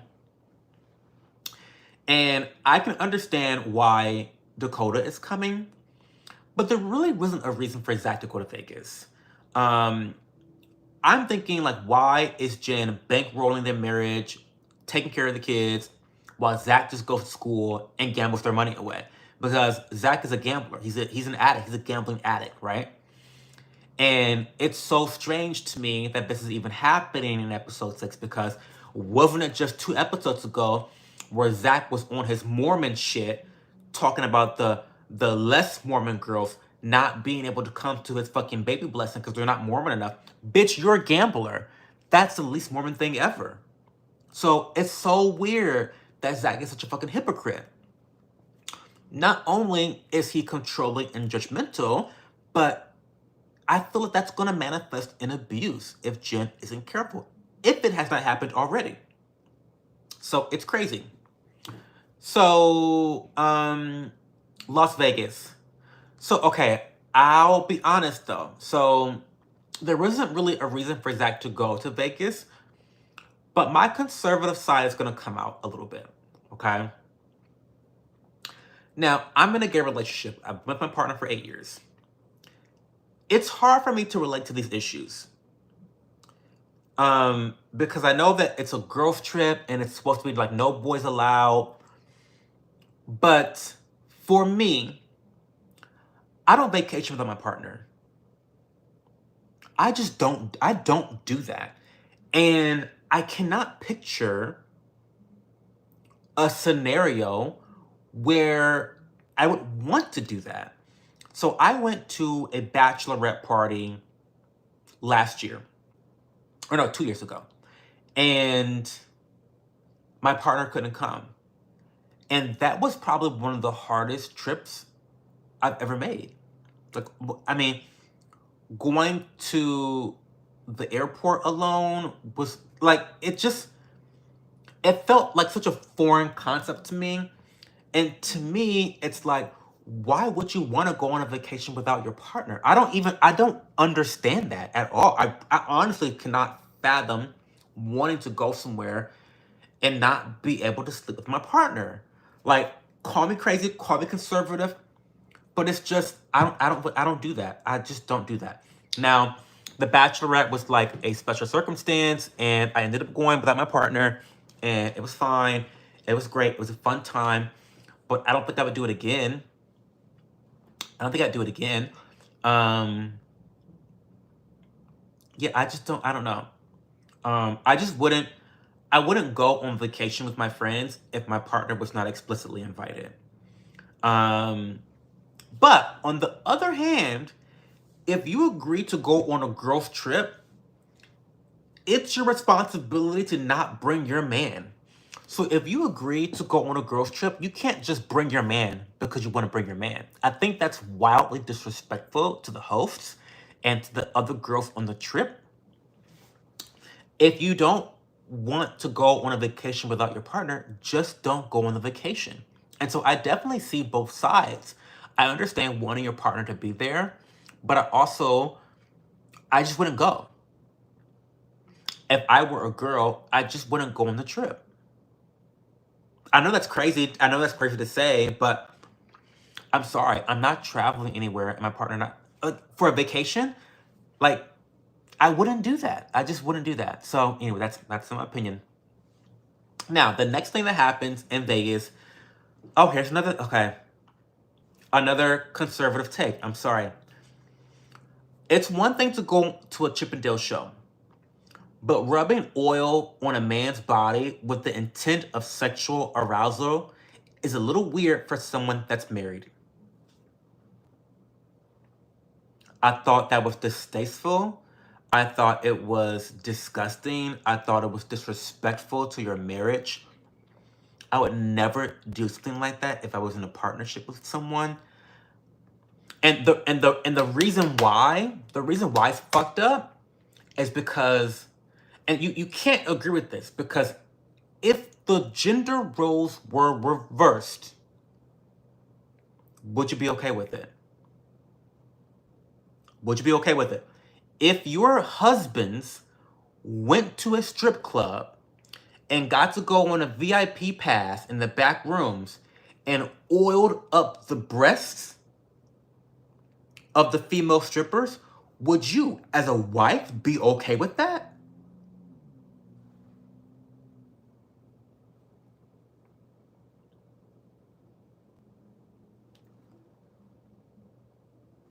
That is psycho.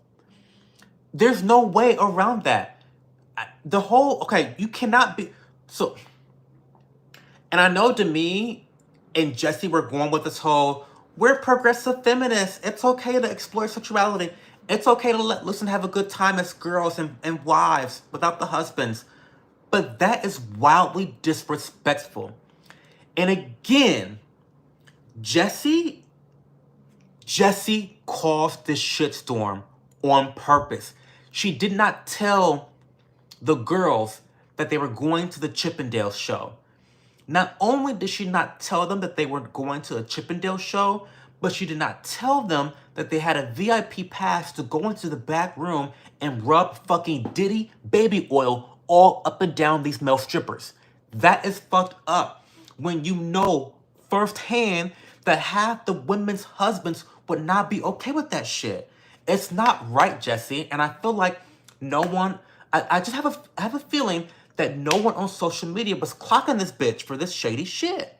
Once again, Jessi is forcing her progressive ideas upon these very conservative Mormon friends of hers. I think it's fucked up. I think it's fucked up.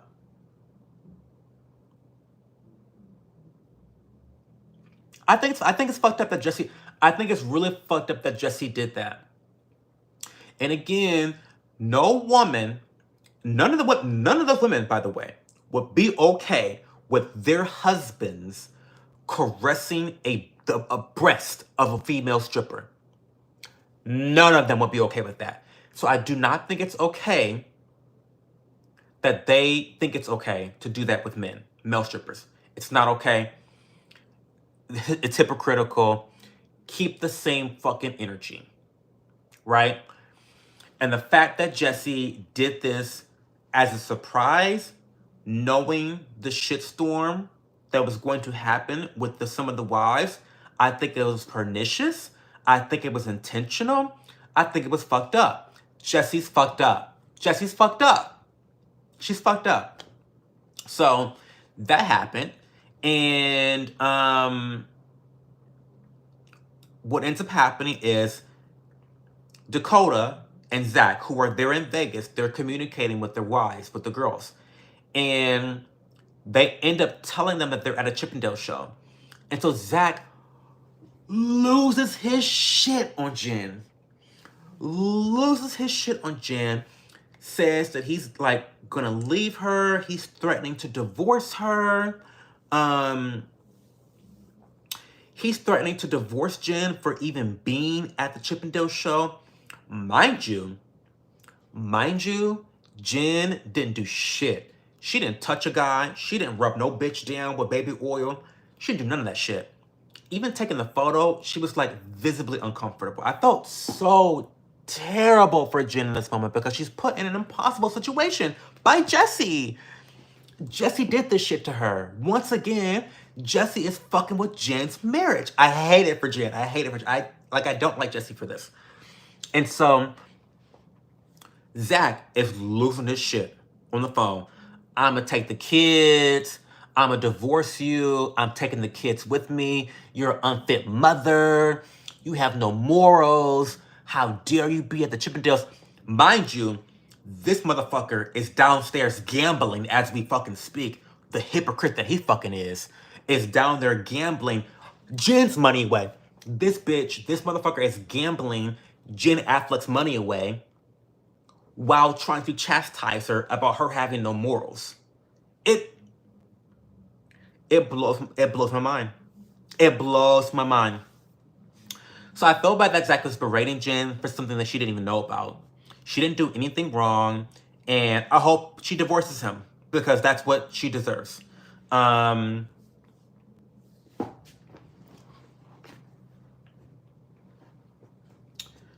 That's episode 6. So reactions to episode 6. We end on the cliffhanger. She's on the phone. Zach is threatening to divorce.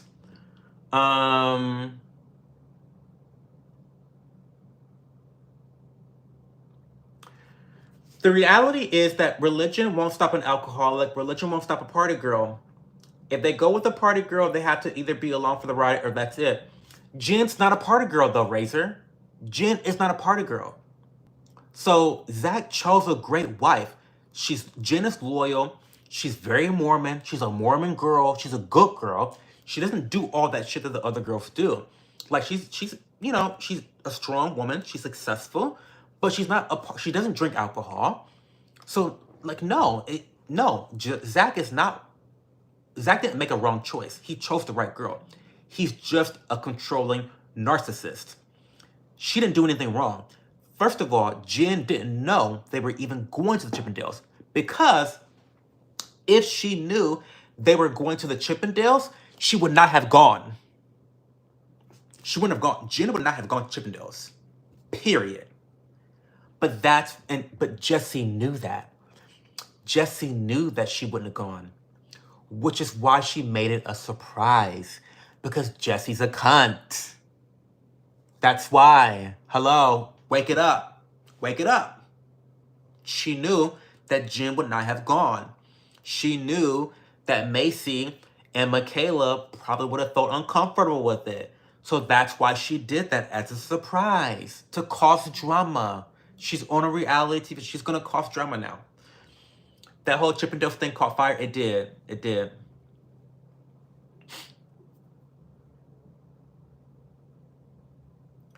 Jen is a good girl though, Razor. Like, no. Zach picked the perfect wife. She is subservient to him. And so far, she's made it so clear that she is subservient to him. She's not a party girl. I felt bad for Jen this ep. Yeah, it's... Oh, sorry, Drake. Sorry this is so, like, long. Thanks for being here. Oh, you're okay, Razor.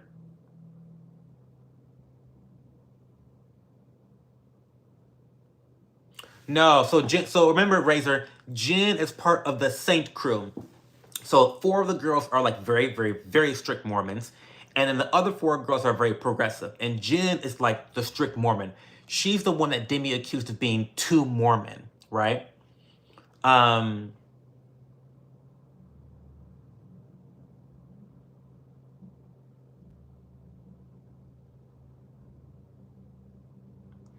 Taylor and Dakota are a mess. Zach is a crazy person. I hate him for Jen. Hopefully they divorce. Jessi was problematic for the whole situation. I mean, so problematic. No, really, yeah. Yeah, Razor, they called the saints and sinners. It was the 4 girls that were very Mormon, and they called the other girls the sinners. I mean, it's crazy. I thought that was really fucked up that they did that distinction, but that's how it kind of broke down. Yeah, Jessi was a cunt for that. Jessi knew. You cannot tell me that Jessi didn't do that intentionally.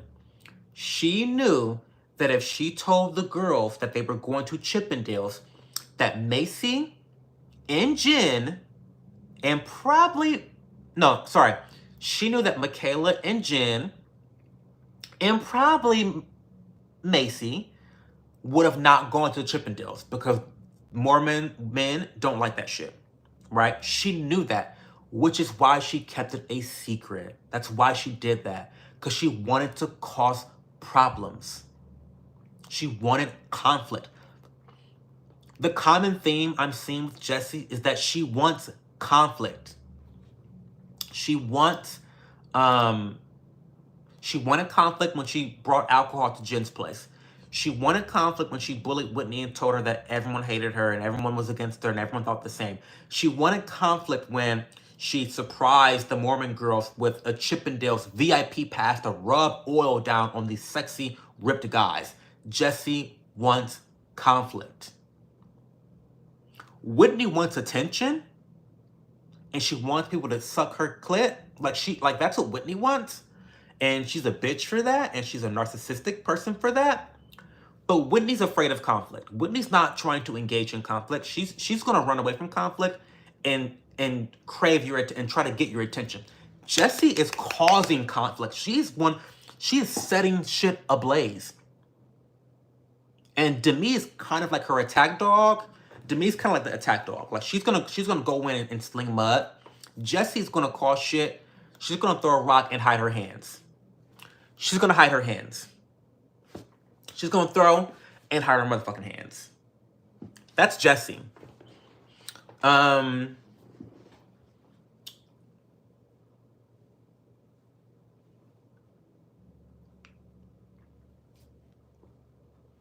Yeah, Jessi brought the alcohol in episode 2 or episode 3. Jessi brought alcohol to Jen's house knowing that there was no alcohol involved and that she's very Mormon and she doesn't allow alcohol at the house and no drinking alcohol. Jessi not only brought alcohol with her husband, but tried to disperse alcohol to the whole group. What? So here she is again, fucking with Jen. Here Jessi is again for the second time this season, fucking with Jen. I felt so bad. I felt bad. Okay. Let's move on to episode. We're almost done, y'all. We're almost done. Episode 7. So, Jen and Taylor end up leaving the Chippendales. Before the show even starts, they leave. Because the VIP was too much. That was too much. Dakota's mad at Taylor. Zach is mad at Jen. Jen is trying to make Zach is trying to make Jen feel like she cheated on him, which is so wild to me, y'all. It's wildly absurd that he's trying to make Jen feel like she cheated on him. What the fuck? First of all, Jen didn't know where they were going. Okay? Didn't know she was going to Chippendales. Second of all, when she got to Chippendales, the VIP, she was weirded the fuck out. She took a picture with them, but she didn't touch nobody. Didn't touch a single person, okay? So, she didn't do anything. I imagine that had Jen stayed for the actual show, when they called the girls up, she would have said no. Because she said, if they touch me, I'm leaving. Like, she was gonna stay for the show, but she's like, if they touch me, I'm leaving immediately. If they call me up, I'm leaving. Like, I'm not doing that shit. I'm a good Mormon girl. Fuck that shit. I'll sit here and watch, but I'm not gonna engage. So Jen was planning to be respectful of her husband, which I think makes sense, right? But no, Zach is saying he's gonna divorce her. He's gonna take the kids. He doesn't love her anymore. It's like, Zach, you're literally a gambling addict, psycho bitch abuser who blew through your parents' money on gambling, and now you're blowing through your wife's money that she's earned through influencing. You don't take care of the kids. You're essentially a fucking deadbeat, right? If we want to be honest, I mean, he's in medical school. I know it's hard, it's expensive, but you don't do shit but study. Like, you should be kissing the ground that Jen, your wife, walks on. It's wild to see him abuse her like this. Jen is sweeping everything under the rug and pretending like, oh, everything is fine. We worked everything out. Oh, by the way, Jen told Zach how the other girls didn't have a problem with it and like she didn't do anything wrong. And Zach proceeded to talk shit about her entire friend group. He talked shit about all the other husbands. He talked shit about how Jessi cheated on her husband, her ex-husband. He talked about how Taylor and Layla were fucking divorced and that makes you less than. He talked about how Macy's husband is a pushover, he's a pussy or a little bitch, some, emasculated, something like that. Zach lost his ever-loving mind. Oh, he talked about Demi and how she's married to a 50-year-old man and she's 30. It's just like, Zach lost his ever-loving shit. And so I just feel like Zach feels like he has to exert control because he doesn't contribute to the household whatsoever.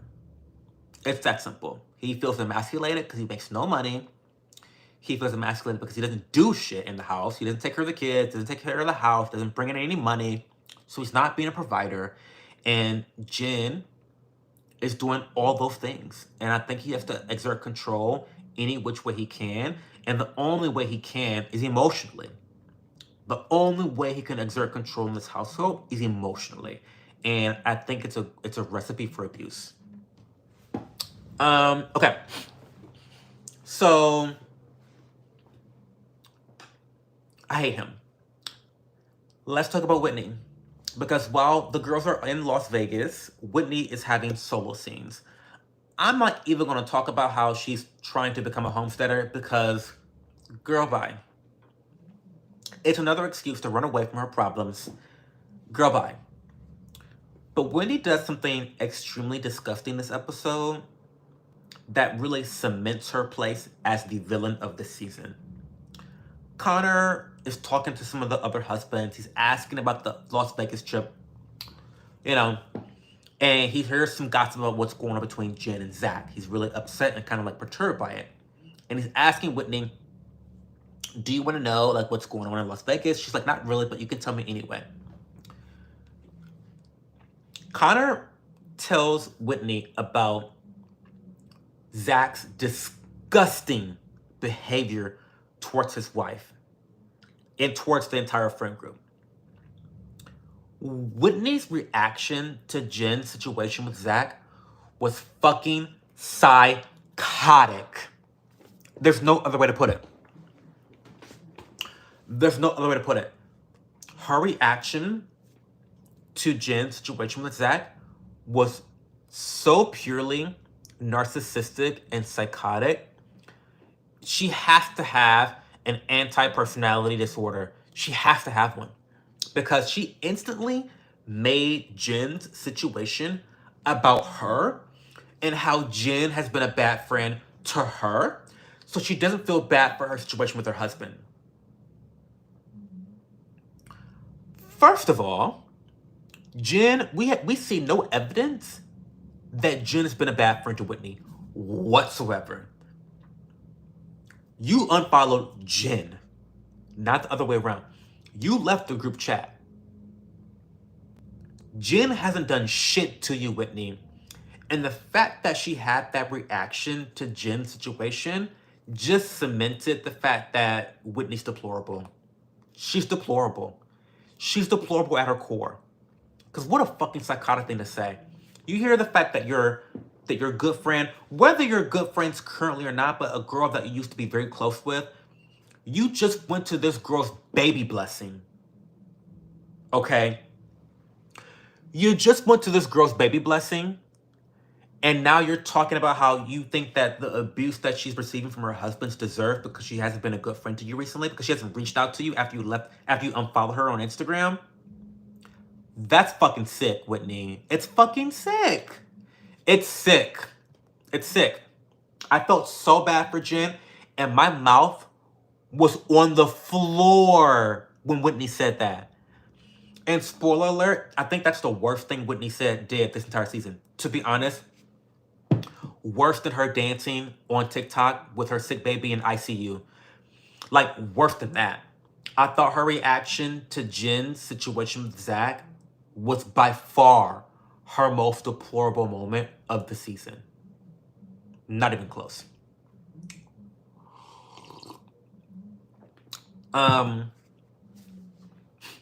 So Dakota and Taylor is such a basket case, and I feel bad for her. And then shame on Dakota for adding so much pressure on her during her pregnancy. I feel like it's so obvious that Taylor is struggling both mentally and physically. And for Dakota to make matters worse on his, hopeful wife, I don't think Dakota's doing any favors for himself. I think I understand what Dakota is trying to say in terms of commitment. I get it, and I feel bad for him, but also you can accept different levels of commitment. It doesn't have to be marriage, straight to the marriage, especially when Taylor's not ready for it. She's just not ready. And so, yeah.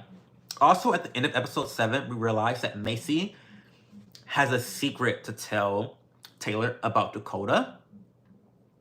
And I have mixed reactions to this, okay? I don't know if you guys are going to agree with me about this whole secret that Macy brought up. But I feel like when rumors like this come up, I think it is important to tell your friend. But this rumor was completely and utterly unfounded. It was completely unfounded at this point, right?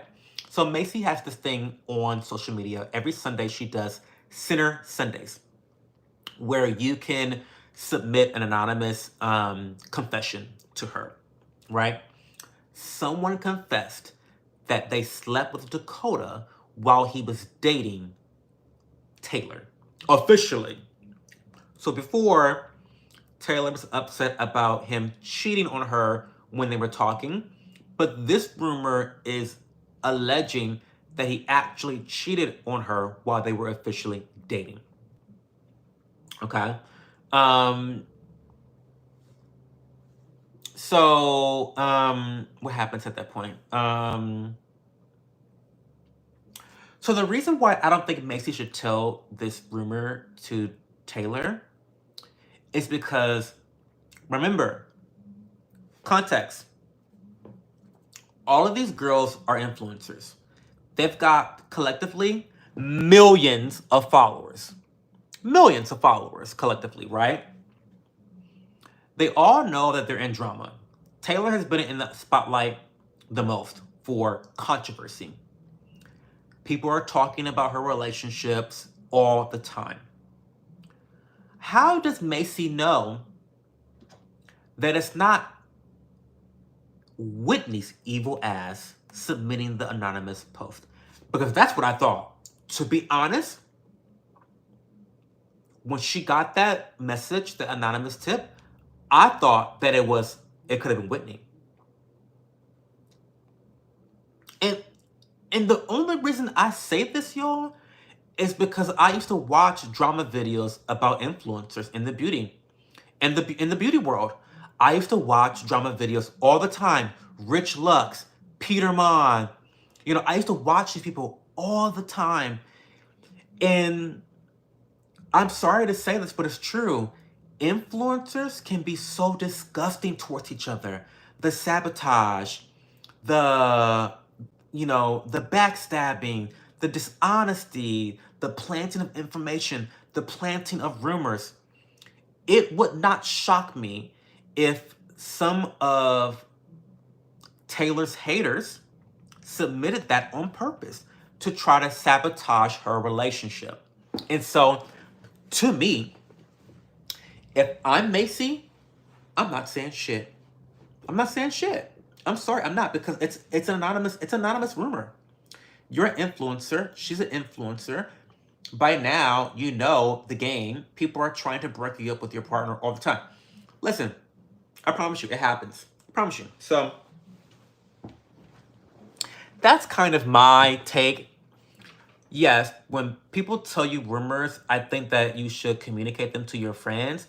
But in this specific case, I would have not shared this rumor because the rumor was an anonymous tip and it was completely unverifiable.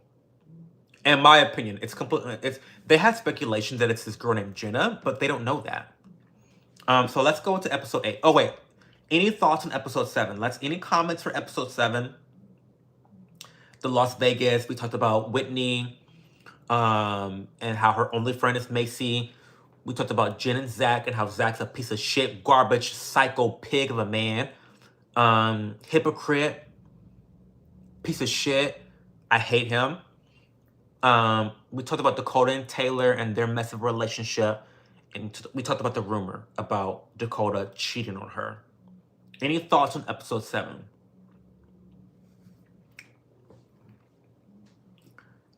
Zach is a man of my nightmares. Everyone's nightmares. And it's so bad too, Bianca, because Zach is really hot. He looks like a stereotypical, blonde, attractive man. But he's probably a psychopath and probably will emerge in one day. I mean, listen. I watch enough true crime. Listen.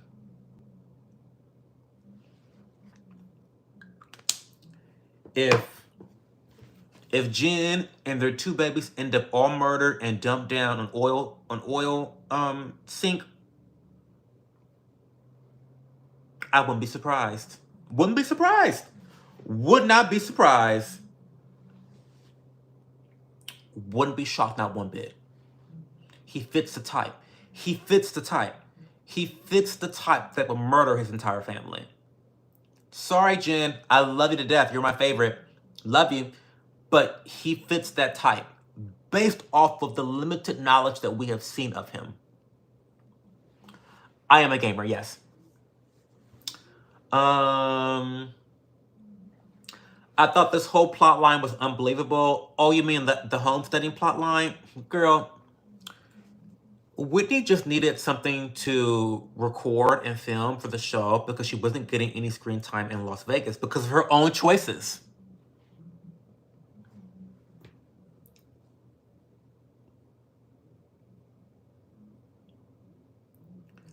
You didn't think about that, but that's so good. It's true. No, BB, I'm telling you, yeah.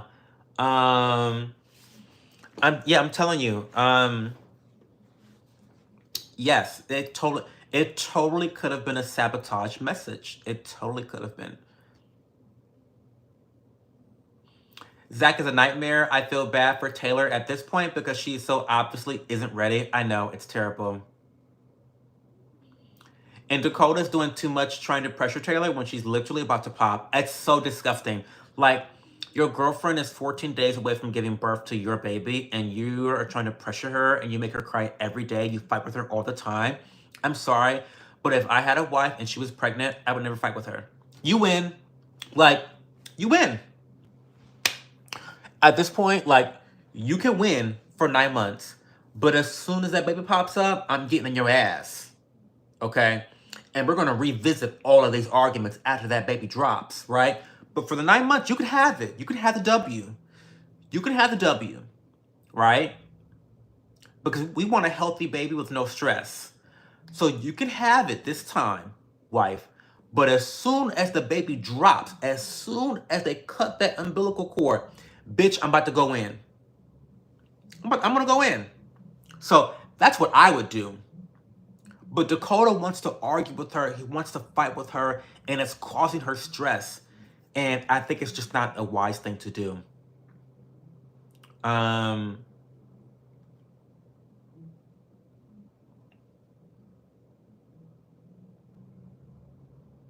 Okay, so episode 8. Let's go into episode 8, which is the last episode, y'all. We thank you for your patience, everyone, with tonight's special stream. I know it's something that we don't typically do, talking about TV shows and these dissertations and breakdowns, but I have a lot of fun doing them. So if you guys have other like small series like this that I can binge watch, maybe we can do this on a regular basis. Like maybe like once a month, do something like this. I don't know. Because I watched this series in a week, so you know, I only need a week to prep for it, and hopefully it's fun.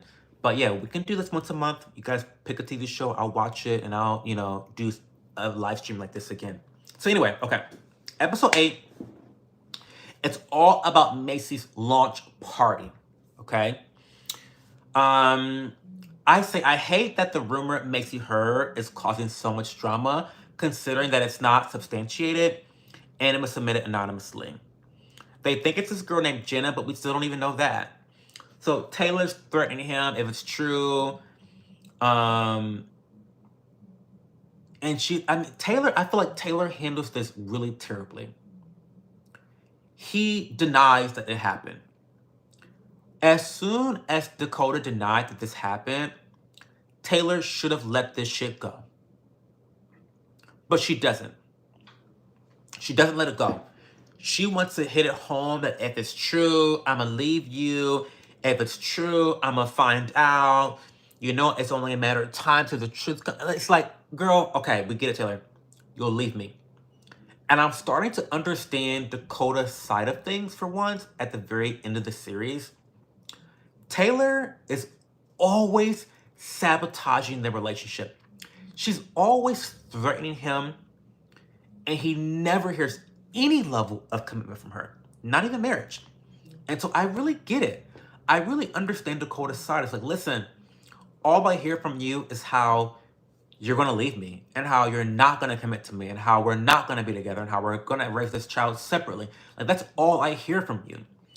All I want to hear is something positive about the future with us. I want to hear something positive out of you, Taylor. And he doesn't get that. And I really, for the first time, I start to really sympathize for Dakota. I start to really kind of like see why he's so depressed and, you know, maniacal, like he's very manic. Like, I understand why he's so depressed in the situation because he's not being affirmed whatsoever in this relationship. And at the end of the day, they're in a partnership. It takes two. And I understand that that Taylor's pregnant and she needs a lot of support, but like, he is really trying to be there for her. He's really trying to commit, and I think he goes about it in the wrong way, but I understand a little bit more of his perspective this episode. That's all shot when he accuses Macy of trying to sabotage the relationship. That's delusional. That's delusional. It's just delusional. Macy's not trying to sabotage the relationship. I don't believe that for a second. And I think for Dakota to try to shift the blame to her was in really poor taste. It was very, like, it was giving projection. And, like, put the blame on you and your decision-making, Dakota. You and Taylor's decision-making. You have no one to blame for your relationship but yourself, not Macy. Dark Uncle, I'll answer questions after we're done with tonight's live stream topic. Sorry. Be patient. So I'm glad the process of Taylor giving birth was a positive one. For the very first time in the entire season, her giving birth was a positive one. And I really just hope and pray that that is the start of a nice long trend in the relationship. One based off of teamwork, positivity, working together and trusting one another. I hope that the pregnancy was that for them. I doubt it. I doubt it. The origins of their relationship is just so fucking broken. They don't have a foundation whatsoever. And it's so sad. Again, it goes back to her making poor decisions. You were divorced 3 months ago and you started dating a guy right away. You had a baby with this guy. I mean, you didn't know this guy at all. So I don't know. It's just like, I don't know. Again, Taylor is the cause of all of her own issues. She's the reason why she's in the fucked up position that she's in. And it becomes a vicious cycle because she feels bad because of her decisions, and she really wants to do better, but she's still dealing with the trauma of her past decisions and her past trust issues and her past self-esteem issues. So it's terrible. Now, let's talk about Whitney. I'm sorry. I know people are going to disagree with this, but I thought that Whitney's pea stick pregnancy cake was hilarious. I'm sorry. I know it's disgusting, but I also think it's hilarious. I'm sorry. I just do. I just really do. She took a pregnancy test, and then as a creative way of revealing it to her family, they all had like family dinner at a restaurant, and she revealed her pregnancy. They like had her mom cut into the cake, and when she cut into the cake, they saw the pregnancy stick, and she's like, "Oh my god, wow!" But then everyone's like, "Wait a minute, didn't you piss on that stick? And it's inside the cake, and you want us to eat this shit?" So I thought it was funny. I'm sorry, I thought it was funny. So they have Macy's launch party, and Whitney doesn't show up to her best friend's launch party. And I thought that was really fucked up. I really did. Whitney is continuing to remove herself from the group, and I just think it's really a pussy. I thought it was a really pussy thing for her to do, and I think she just set herself up to become a pariah in the group, and she was not working towards resolution whatsoever. And then when you combine the fact that you have Jessi, who does not want her to be a part of the group, Demi, who does not want her to be brought back into the group, it makes it difficult, you know? Demi said that they should all unfollow Whitney at the same time at Macy's event was at the I think they had a countdown for Macy's website launching, and they wanted to all unfollow her at the same time if she didn't come to the event at that time. I thought that was really vicious and petty, but it's also like I'm starting to love Demi because Demi reminds me of me. Demi reminds me of me a little bit, because she has proven that she's a really great friend when she's needed. Like, during Jen and Zach's issues in Las Vegas, I felt like Demi was her rock. Demi was the one really supporting her and letting her know that you didn't do shit wrong. Your husband's a piece of shit. And like, no, like, you're not wrong. Don't feel bad, not at all. I feel like she's been really supportive towards Taylor. I feel like Demi's been really supportive towards her other friends. I just feel like Demi's a really great friend when she loves you. But then Demi's a really awful enemy. Like, she's a vicious enemy. She's gonna go in, she's gonna drag you, she's gonna read the fucking filth out of you. And I think that's how I am too. I don't have many enemies in my real life, but the enemies I do have, I've said and done some really terrible things to them. So, all the truth, by the way. All the truth.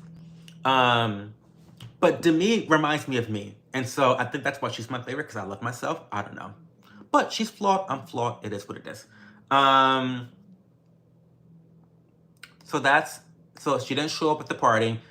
But I felt really bad for Macy because she's been a really good friend to Whitney. And her launch party for her business was really beautiful, and I really loved it. I was really proud of Macy. Macy's kind of like the hero and the narrator of this entire show. I feel like she's probably the fan fave, to be honest, because Macy really is a great friend to everyone. She's very understanding, and I feel like she really wants the group to work together, and she really cares about the success of Mom Talk. So then Michaela has a birthday party, and I hate Michaela. I think she's pretty useless on the show, but Whitney ends up showing up to Michaela's birthday party, which is wild because she brings a gift to Michaela, who is supposed to be her best friend, but Michaela doesn't even like her. And it's so crazy because when she shows up, Jessi even says this. Like, and Jessi's such a bitch. Jessi's like, why are you here? Michaela doesn't even like you. It's like, even if that's true, Jessi, we don't need you to throw salt in the wound. Like, you know what I mean? It did not sit well with me that once again, Jessi is being unnecessarily vicious and incendiary. I don't know. Jessi is the number 2 villain. She's like the second villain in this show, like 100%. Like she's probably the real villain. Like Whitney is a little duplicitous and like attention seeking, but that's easy to deal with. Don't give that hoe any attention. Like, don't give her any attention. Like, to be honest, like yeah, Whitney had a one-sided beef with Taylor and talked shit about her to everyone, but that's all she really did. All the other shit she did was just her being a baby having a temper tantrum. The person that really did the most shit, that caused the most damage and the most divides on this show was Jessi. It was Jessi. The real villain is Jessi. Like, I'm sorry. Like, argue with your mom. The real villain is Jessi. I'm calling it. Like, I think she's more of a villain this season than Whitney because the things that she did were actually way more damaging to the group at its core. You know, so I don't know. That's how I feel about Jessi and Whitney and who's the bigger villain. I think that Jessi's more likable because she's more self-deprecating. She's funny. She's hilarious. And like, you know, she's a fun girl. She's a fun time. Whitney's less likable because she's cold. She's non-confrontational, but attention-seeking, which is like a crazy combination. And she's holier than thou. And so I get why people think she's the main villain, but really, when you analyze it, break it down, I think Jessi's the real villain. But she shows up to Michaela's party, and it's not a good look. She gives Michaela a gift. She gets a cold reception. She apologizes to Macy. Macy shows that she's really disappointed in her, but she says that I'm gonna like leave the door slightly open. Like there's still a way and a pathway to a friendship. So that happened, and then with Jen and Zach, it's so sad. Jen wants Zach to take time off of medical school to work on their marriage, but he basically refuses. And then she also doesn't want to move to New York for medical school for him because of her connection to Mom Talk. Now, she's worried about her content dropping off. I think it's a legitimate concern, but something that I would not hinge on my partner's education. I feel like his education is more important than you losing a handful of followers. I think that her content is probably speaking for itself, strong enough on its own. I think that she needs to give herself a little bit more credit, and she doesn't need Mom Talk to survive and to be a great entrepreneur and influencer. I think Jen kind of sold herself short a bit. But it's I mean, as a business owner, I get why she would have those concerns. The bad part is that Zach said, I don't care about your concerns. He's fucking disgusting, y'all. Zach is disgusting. Though his reaction to Jen's concerns was so fucked up. So fucked up. What he should have said is, Jen, I understand why you have concerns about moving away from mom talk. However, you're beautiful, you're talented, you created a successful entrepreneurship, successful business with influencing, and I think you need to have more confidence in yourself as an independent person. You don't need mom talk. You have the talent. You are the talent. And so whether we are living in Utah or whether we are in New York City, helping me to get through med school, you will be successful because I know you can. I believe in you. You're my wife. You're the best person in the world. Like, that's what Zach should have said. But instead, he said, I don't care. You need to leave mom talk. And that's exactly what Jen does, is she officially leaves mom talk. And that's, that's where it almost ends. It also ends with Macy calling Jenna to confirm the rumor about Dakota. And we get a cliffhanger. We don't know whether it's true about the rumor and whether Macy's going to tell her the truth after the baby's been born. We'll see in season 2. So, what are our thoughts about episode 8? And overall, what do we think about the secret lives of Mormon wives? What do we think about this first season?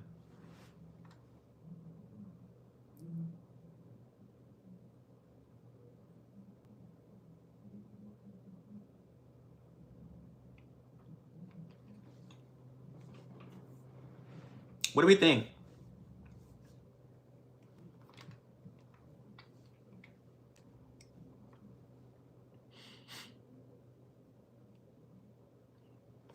You forgot about the pea cake? Yeah, it's crazy.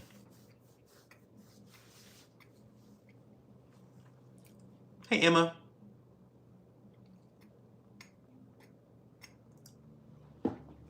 The thing with Taylor and Dakota is it's just so foundationally wrecked. Yes, exactly. It is. I don't know if they'll ever work. I don't think they will. They're bound to divorce.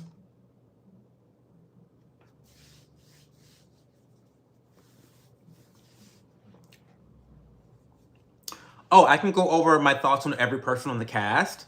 So Bianca, yeah, you're right. Michaela, boring as fuck. I thought she was not loyal to her best friend Whitney. She's known her the longest, but she shit talked her to every fucking chance she could without saying anything to her fucking face. Michaela said nothing to Whitney's face, but trashed her nonstop in confessionals and to all the other wives. I thought that was deplorable behavior. She's not loyal. She's not a gross girl. Not at all. Terrible. Probably my least favorite. My next least favorite is probably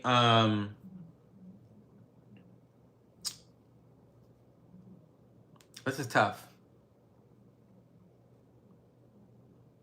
My next least favorite is probably Layla.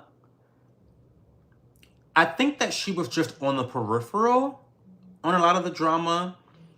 Even though there was things happen, like her divorce party was like the biggest part, like her storyline was her divorce. And again, I just don't really get down with like the whole celebration side of things. She talked about like being black as a Mormon, like being a black Mormon. And I thought that that was not explored enough, in my opinion. I think it's interesting to an extent, but it wasn't really explored that much. I think maybe they missed a little bit of an opportunity. I mean, believe me, I love people don't focus on identity politics, but I think that in this context, with it being about Mormonism, it was maybe a little bit appropriate to kind of talk a little bit more about being black in the Mormon church and culturally how that has affected her and her identity and how she behaves. Next, my next least favorite.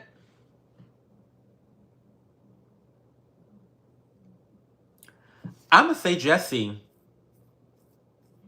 I think she's entertaining. I think she's definitely entertaining.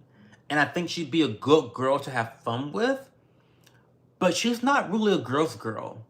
She's not a girl's girl. I felt like Jessi spent most of the season redoing her entire body like she's a Barbie doll. Like, like she's Kim Kardashian redoing her body, which no shade, but she spent her season either redoing her body, getting her fourth boob job, you know, getting her vagina redone, plastic surgery on her vagina.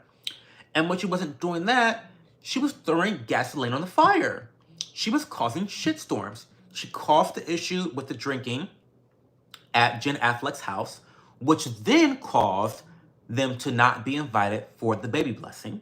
So she caused that in Zach. Maybe Zach would have had another reason to not invite them, but the spark that caused that whole rift to begin with was Jessi. It was Jessi drinking and partying and being disrespectful. And then when Whitney tried to first come back into the fold, into the group, Jessi eviscerated her, completely, utterly eviscerated her in a really nasty way that was unnecessary. And then third, and probably the worst, is she sabotaged Taylor, Macy, Michaela, and Jen with the surprise Chippendales VIP show. Disgusting behavior from a friend. Disgusting behavior.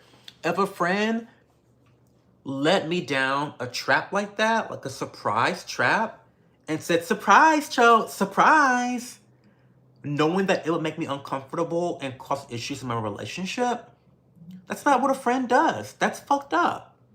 So as much as we like to shit on Whitney, Whitney is not destroying other people. She's not destroying other people. She's just being a shitty friend, but she's not harming people's relationships. She's not being disrespectful. You can argue that the gag gift with the Fruity Pebbles was disrespectful, but I honestly don't believe that was. I believe that even if that was bad intentioned, Demi had all the control in the world to mitigate any damage to herself or her reputation. That was all Demi's fault, in my opinion. Demi had control over the situation. Yes, Whitney and Macy deserves a little bit of slashings too, because she indulged in this as well. So if you're gonna be mad at Whitney, be mad at Macy too. Keep the energy same. Keep it consistent. Macy and Whitney kind of made fun of it on camera with just them two. That was the shittiest part of that whole Fruity Pebbles story, right? But the actual gift could have been a simple, haha, laugh, funny. Okay, Whitney, you're a bitch, but haha, I'll get you later off camera about this shit, right? Demi handled that in a piss poor way. So, anyway, I'm getting off track. Jessi is my third least favorite. I don't like Michaela. I think Layla's boring. And then I think Jessi's a bad friend and kind of a shit starter. Next, I thought, also didn't like her, Whitney. Whitney is just a typical narcissist where she's always right. She always has to be holier than thou. She's never wrong. She's always the victim. Woe is me. She cries at the drop of a dime. She retreats.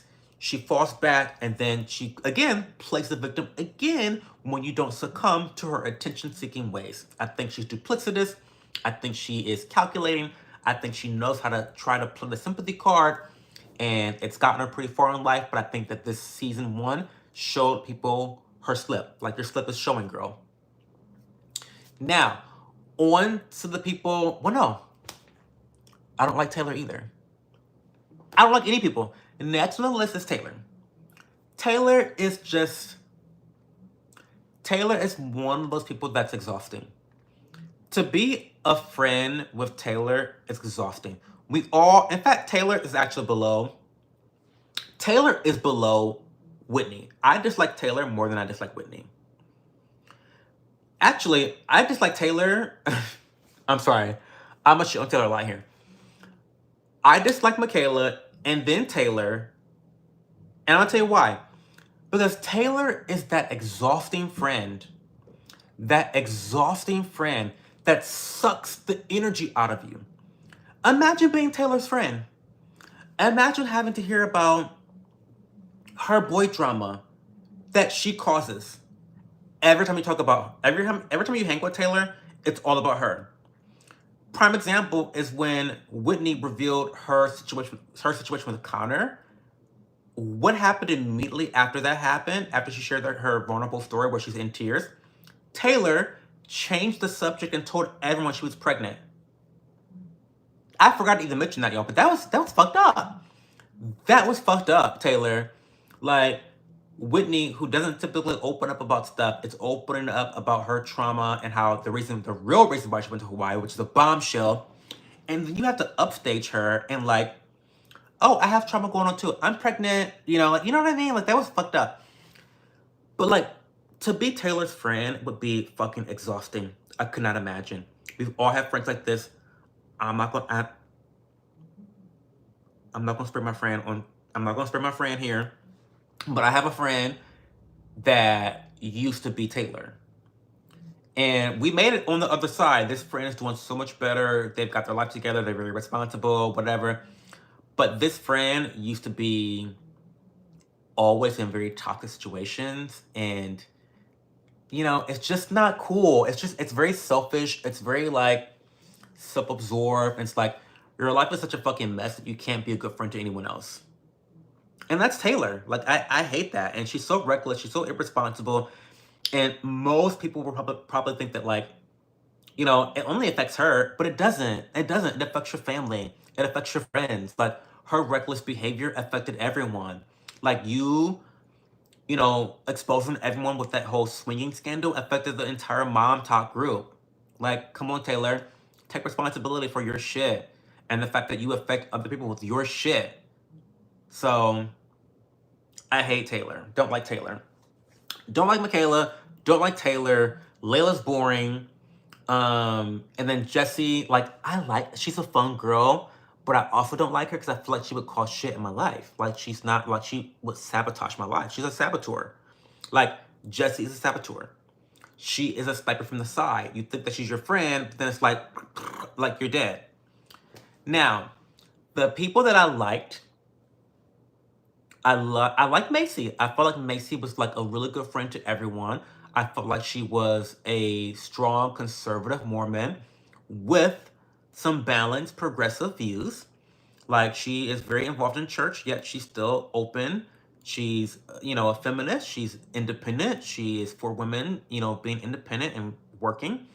And yeah, I like Macy. Macy was loyal to Whitney to the very end. I think she really navigated her relationship with Taylor and Dakota very well. So I like that about her. Number two, I loved who else?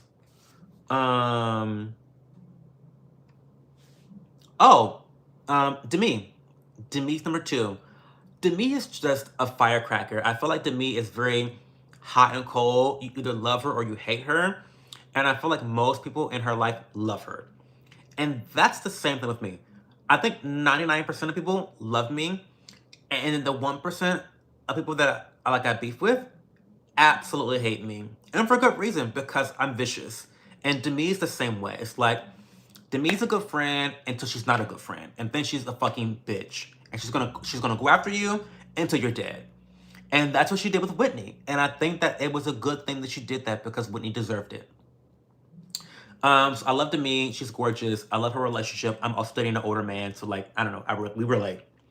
My favorite by far.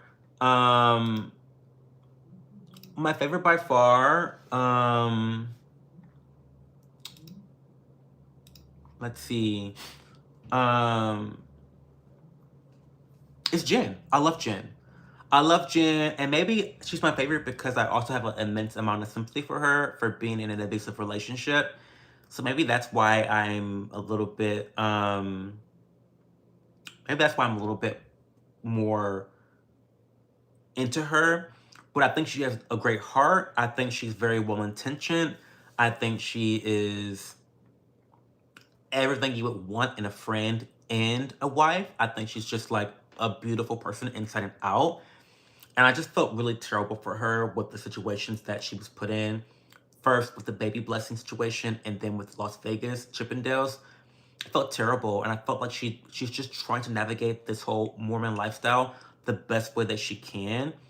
And I just pray and hope that she doesn't regret sticking through with a marriage where she's not fully respected. And yeah, I'm a little worried for her, to be honest. So yeah, I love Jen. I love I love Jen, I love Macy, and I love Demi. Those are my 3 faves, for sure. 100% my faves. The others, I think are kind of fucked up. I do. Any other thoughts, y'all? Any other thoughts on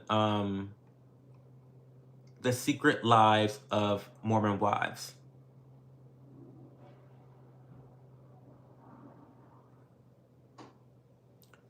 Did you like it? I loved it. I can't wait for season 2.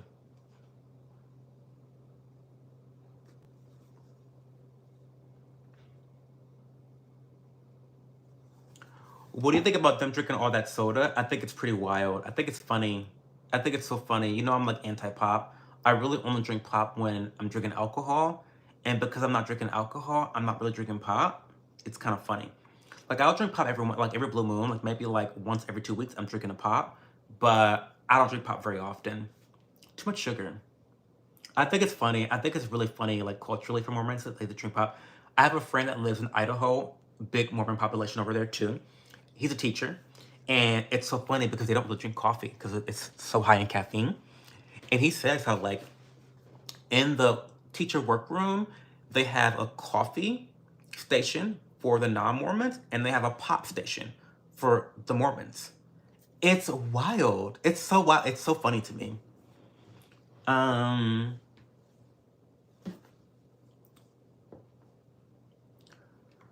Also wild to think that these people are getting married and having kids at 18 and 20 and then being on a reality show. It's wild. Yes, I know. Yeah, it is wild. I think it's a little sick, to be honest. I don't think it's very wise. Michaela was 17 when she got with her husband, and wasn't he 20? The PDF files are showing.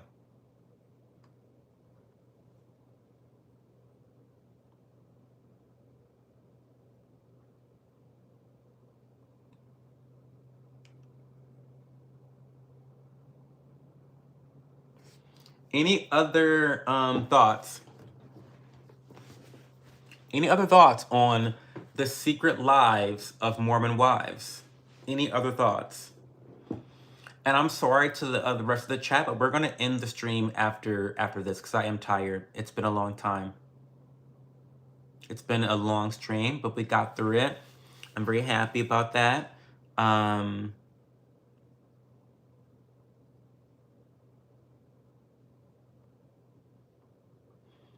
I was glad to see Jessi dissolve her lip filler after the season aired. Oh, thank God. It was a little obnoxious. I think she is still pretty, but like she had a lot of work done.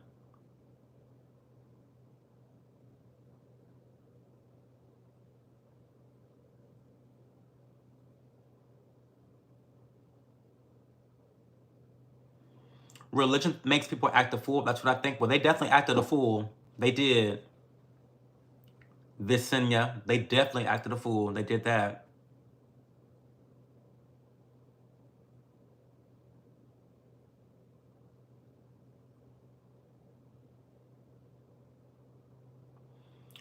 A Mormon wife would stream longer. Channel your inner Mormon wife. I can't. I'm tired. I'm tired.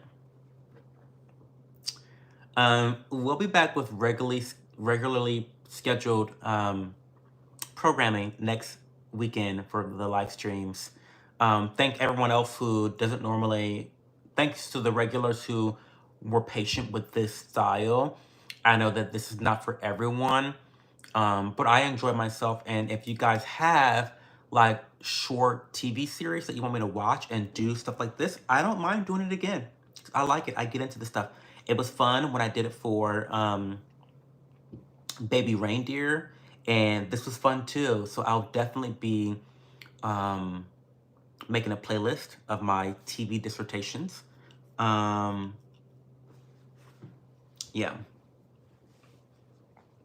I laughed every time they said, I don't know if Mom Talk will survive this. I know, right? I know, the drama. The drama. They're definitely influencers. They know how to like, you know, emotionally get you riled up. Like they're all like I can tell why they're all influencers. I can definitely tell they're all very polished, extremely polished. Like they've been doing this for a long time. They are aware of the cameras. They know how to perform for the cameras while still being authentic. You know what I mean?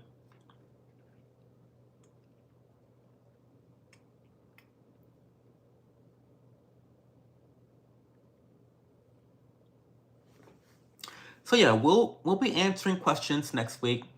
I do have a little bit of news for you guys. The emotes they're gonna be done by the time that we stream next. I plan on debuting them on Wednesday if possible. They should be done by then, but my next vlog will be out on Wednesday and the memberships will be live. So I would really appreciate your support with joining my membership for YouTube. That will help to support the content. If you look at my Amazon wish list, my gift list, in the description box, you can see I have a lot of tech equipment that I want to purchase for the purpose of this streaming community. Specifically, some of the Elgato stuff I want to get into, getting back into becoming a more formal streamer because I'm streaming from my phone right now and I want to get back to a better place, a more professional space of streaming. And so any support that you have, I appreciate, whether it's super chats or joining my membership starting on Wednesday. I appreciate it, and your money will go towards upgrading the experience here on YouTube. So look forward to that. I appreciate you guys so much for spending time with me. I'm sorry I didn't get to read all of the other nonsense and spam like I usually do. Add socks? I really will. Bronco, are you serious? So add socks. I'm gonna add socks right now. Cause I really do need socks. Like no cap. I need socks. Like real bad. Like honestly. I have so many holes in my socks, Bronco. Like I have so many holes in my socks. You wanna oh my god, don't even get me started. I have thrown away so many pairs of socks because of holes. I'm just really bad about this, but like, I use my shit until I cannot use it anymore. That's just the way I am. Like, I buy the best shit that I can afford, and then I use that shit until it falls off. Literally. I will 100% put socks. Like, 100%. I'm gonna do that right now.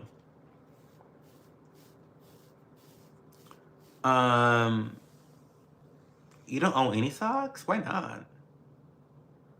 That's weird. Why not?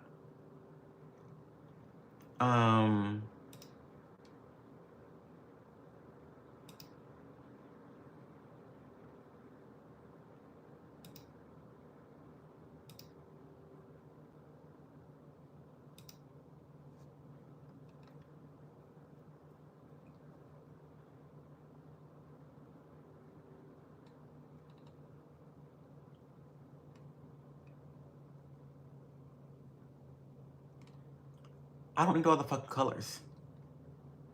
The fuck? I don't need all the fucking colors. Okay, I'm almost there. Sorry. Just give me black.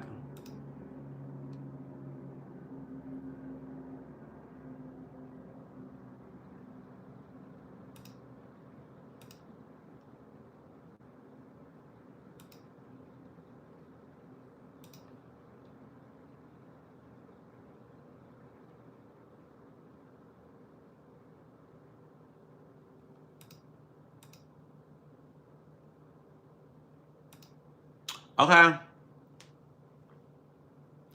Should I add? Okay, so Bronco, I'm so sorry. I should probably tell you that I wear features socks, which are a little expensive. Would you rather, I mean, if you're serious, I'll add them. But I can either add the 3-pack or I can add an individual pair. The 3-pack is $54. Individual pair is $18. Like I said, bitch, I buy the best I can afford, and then I wear those bitches until they're done. I mean, just saying. I'm just saying. I'll give you the option, bro. If you're serious, I mean, if you're, I'll put the socks on. I'll put the socks on there if you want me to.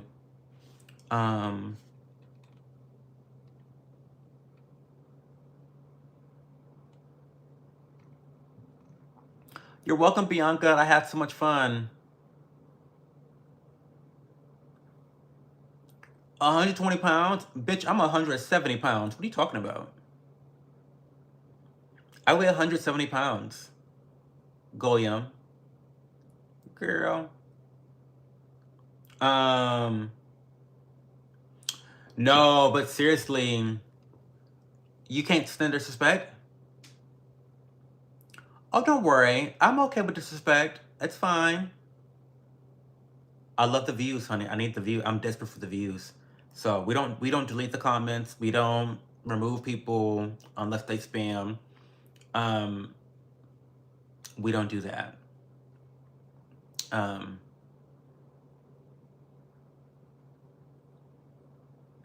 Wesson, Cho, please share your skincare routine next vlog. Okay, I will. Because you asked, I will. I'll share my my routine. No problem at all. Do you want the evening routine or the morning routine? Thanks, Just a Sandwich. I appreciate that. We're Bronco. The socks are in there.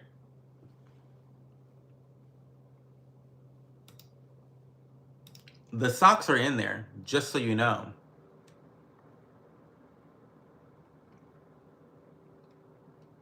So what's tea?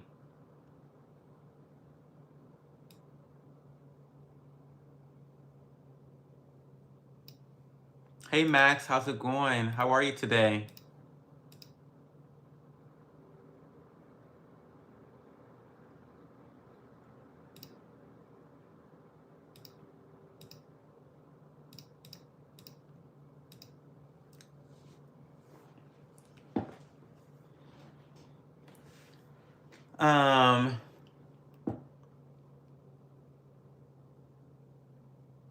You live in Florida? Oh, that's cool. That's really cool. So, okay, so like I said, the membership membership option will start on Wednesday. I'm still not really confident about the badges. And so as you guys, I mean, as we have more streams and you watch more content, I'm really hoping that you guys would give me some good recommendations for badge ideas. Hey, Hector. Hector, don't spam, please. You can just say dick. You don't have to spam it. Because we believe in free speech, but we don't believe in spam. You can just say dick. It's D-I-C-K. You don't have to do that for different messages. Just say dick. You can say bad words here. I'm not gonna ban you for saying bad words. You can say slurs, you can say whatever the fuck you want to say. I'm not gonna ban you for that, but you do get banned for spam. Okay? I'm in a very nice mood, so right? Again, you can use slurs, you can cuss, you can be mean to me if you want, but what you cannot do and what you will not do is spam continuously. You'll be removed. You'll be removed. So fuck off with that shit. You low-life piece of shit. I mean, come on. You guys are such low-lives. Like, it's so degenerate to spam. Like, there is nothing more degenerate than spamming someone on the internet. Spamming a stranger on the, like, what? Like, what? Are you, like, obese in your mother's basement?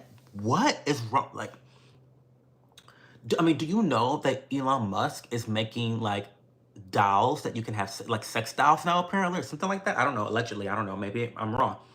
But if you want attention, You can go else. You can go buy a robot to get attention. You don't need to get attention that way. It's so weird to me. Like, what? Um,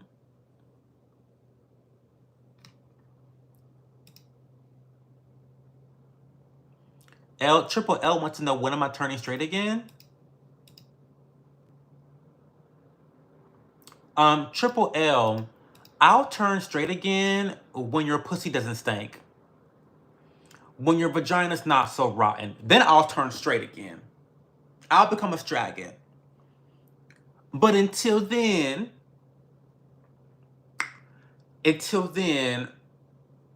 I'm gonna be a homo. So you work out things on your end, and then I'll respond. How about we do that, Triple L? Okay? Let's...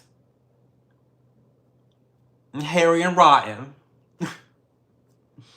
Harry and Rotten. Come on. Thanks for the subs, guys. I appreciate you. Thank you so much.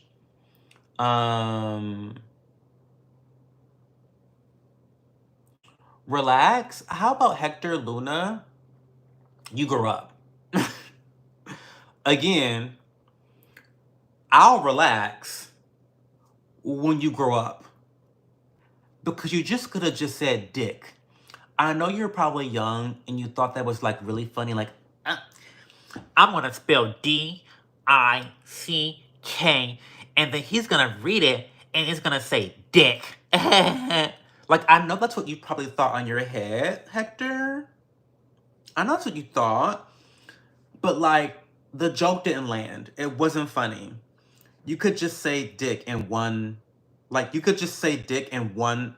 Like, let me show you how to do it. You could have just did that. You know what I mean? You know what I mean? Like, you could have just did that.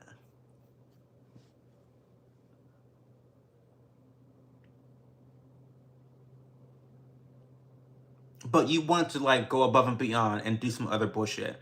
So, again, when you grow up, I'll relax.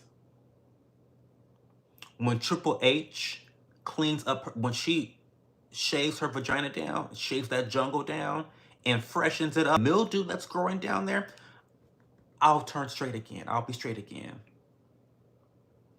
So y'all got some work to do. Now, come on now. Come on. Hey, Jane Doe, I'm leaving. Sorry, I'm leaving, Jane Doe.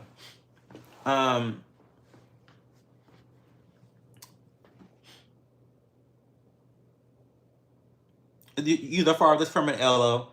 You the furthest from that, Triple L. The furthest from it. The furthest from it. Sorry. Anyway, guys, thank you again. I appreciate you guys so much. This was the last stream of the weekend, and I appreciate you guys spending time with me because, as always, you could be doing so many other things outside of spending time with me. Time is the one resource that is not renewable. You can't get it back. Once it's gone, it's fucking gone, right? So it's very precious time, and you could be spending time with your children, your wife, your husband. You could be studying something. You could be, you could be, I don't know, you could be doing, watching anime. You could be doing more important things than sitting here talking to me. You could be watching porn. I don't know. But you're spending your time with me. I don't take it for granted. So I appreciate you guys so much. I appreciate you guys. Watch my newest vlog next Wednesday. Join my membership program on Wednesday. More details will be in the vlog that I film. And yeah. Oh, Jane, if you want to watch, so rewatch the stream because I talk about the Mormon wives. It's all about the Mormon wives, the secret lives. So I don't talk about spam. I'm not answering questions. It's really a straight shot. So it's a great video. Rewatch it when I get done. But okay, guys, I'll talk to y'all later. Have a good one. Bye.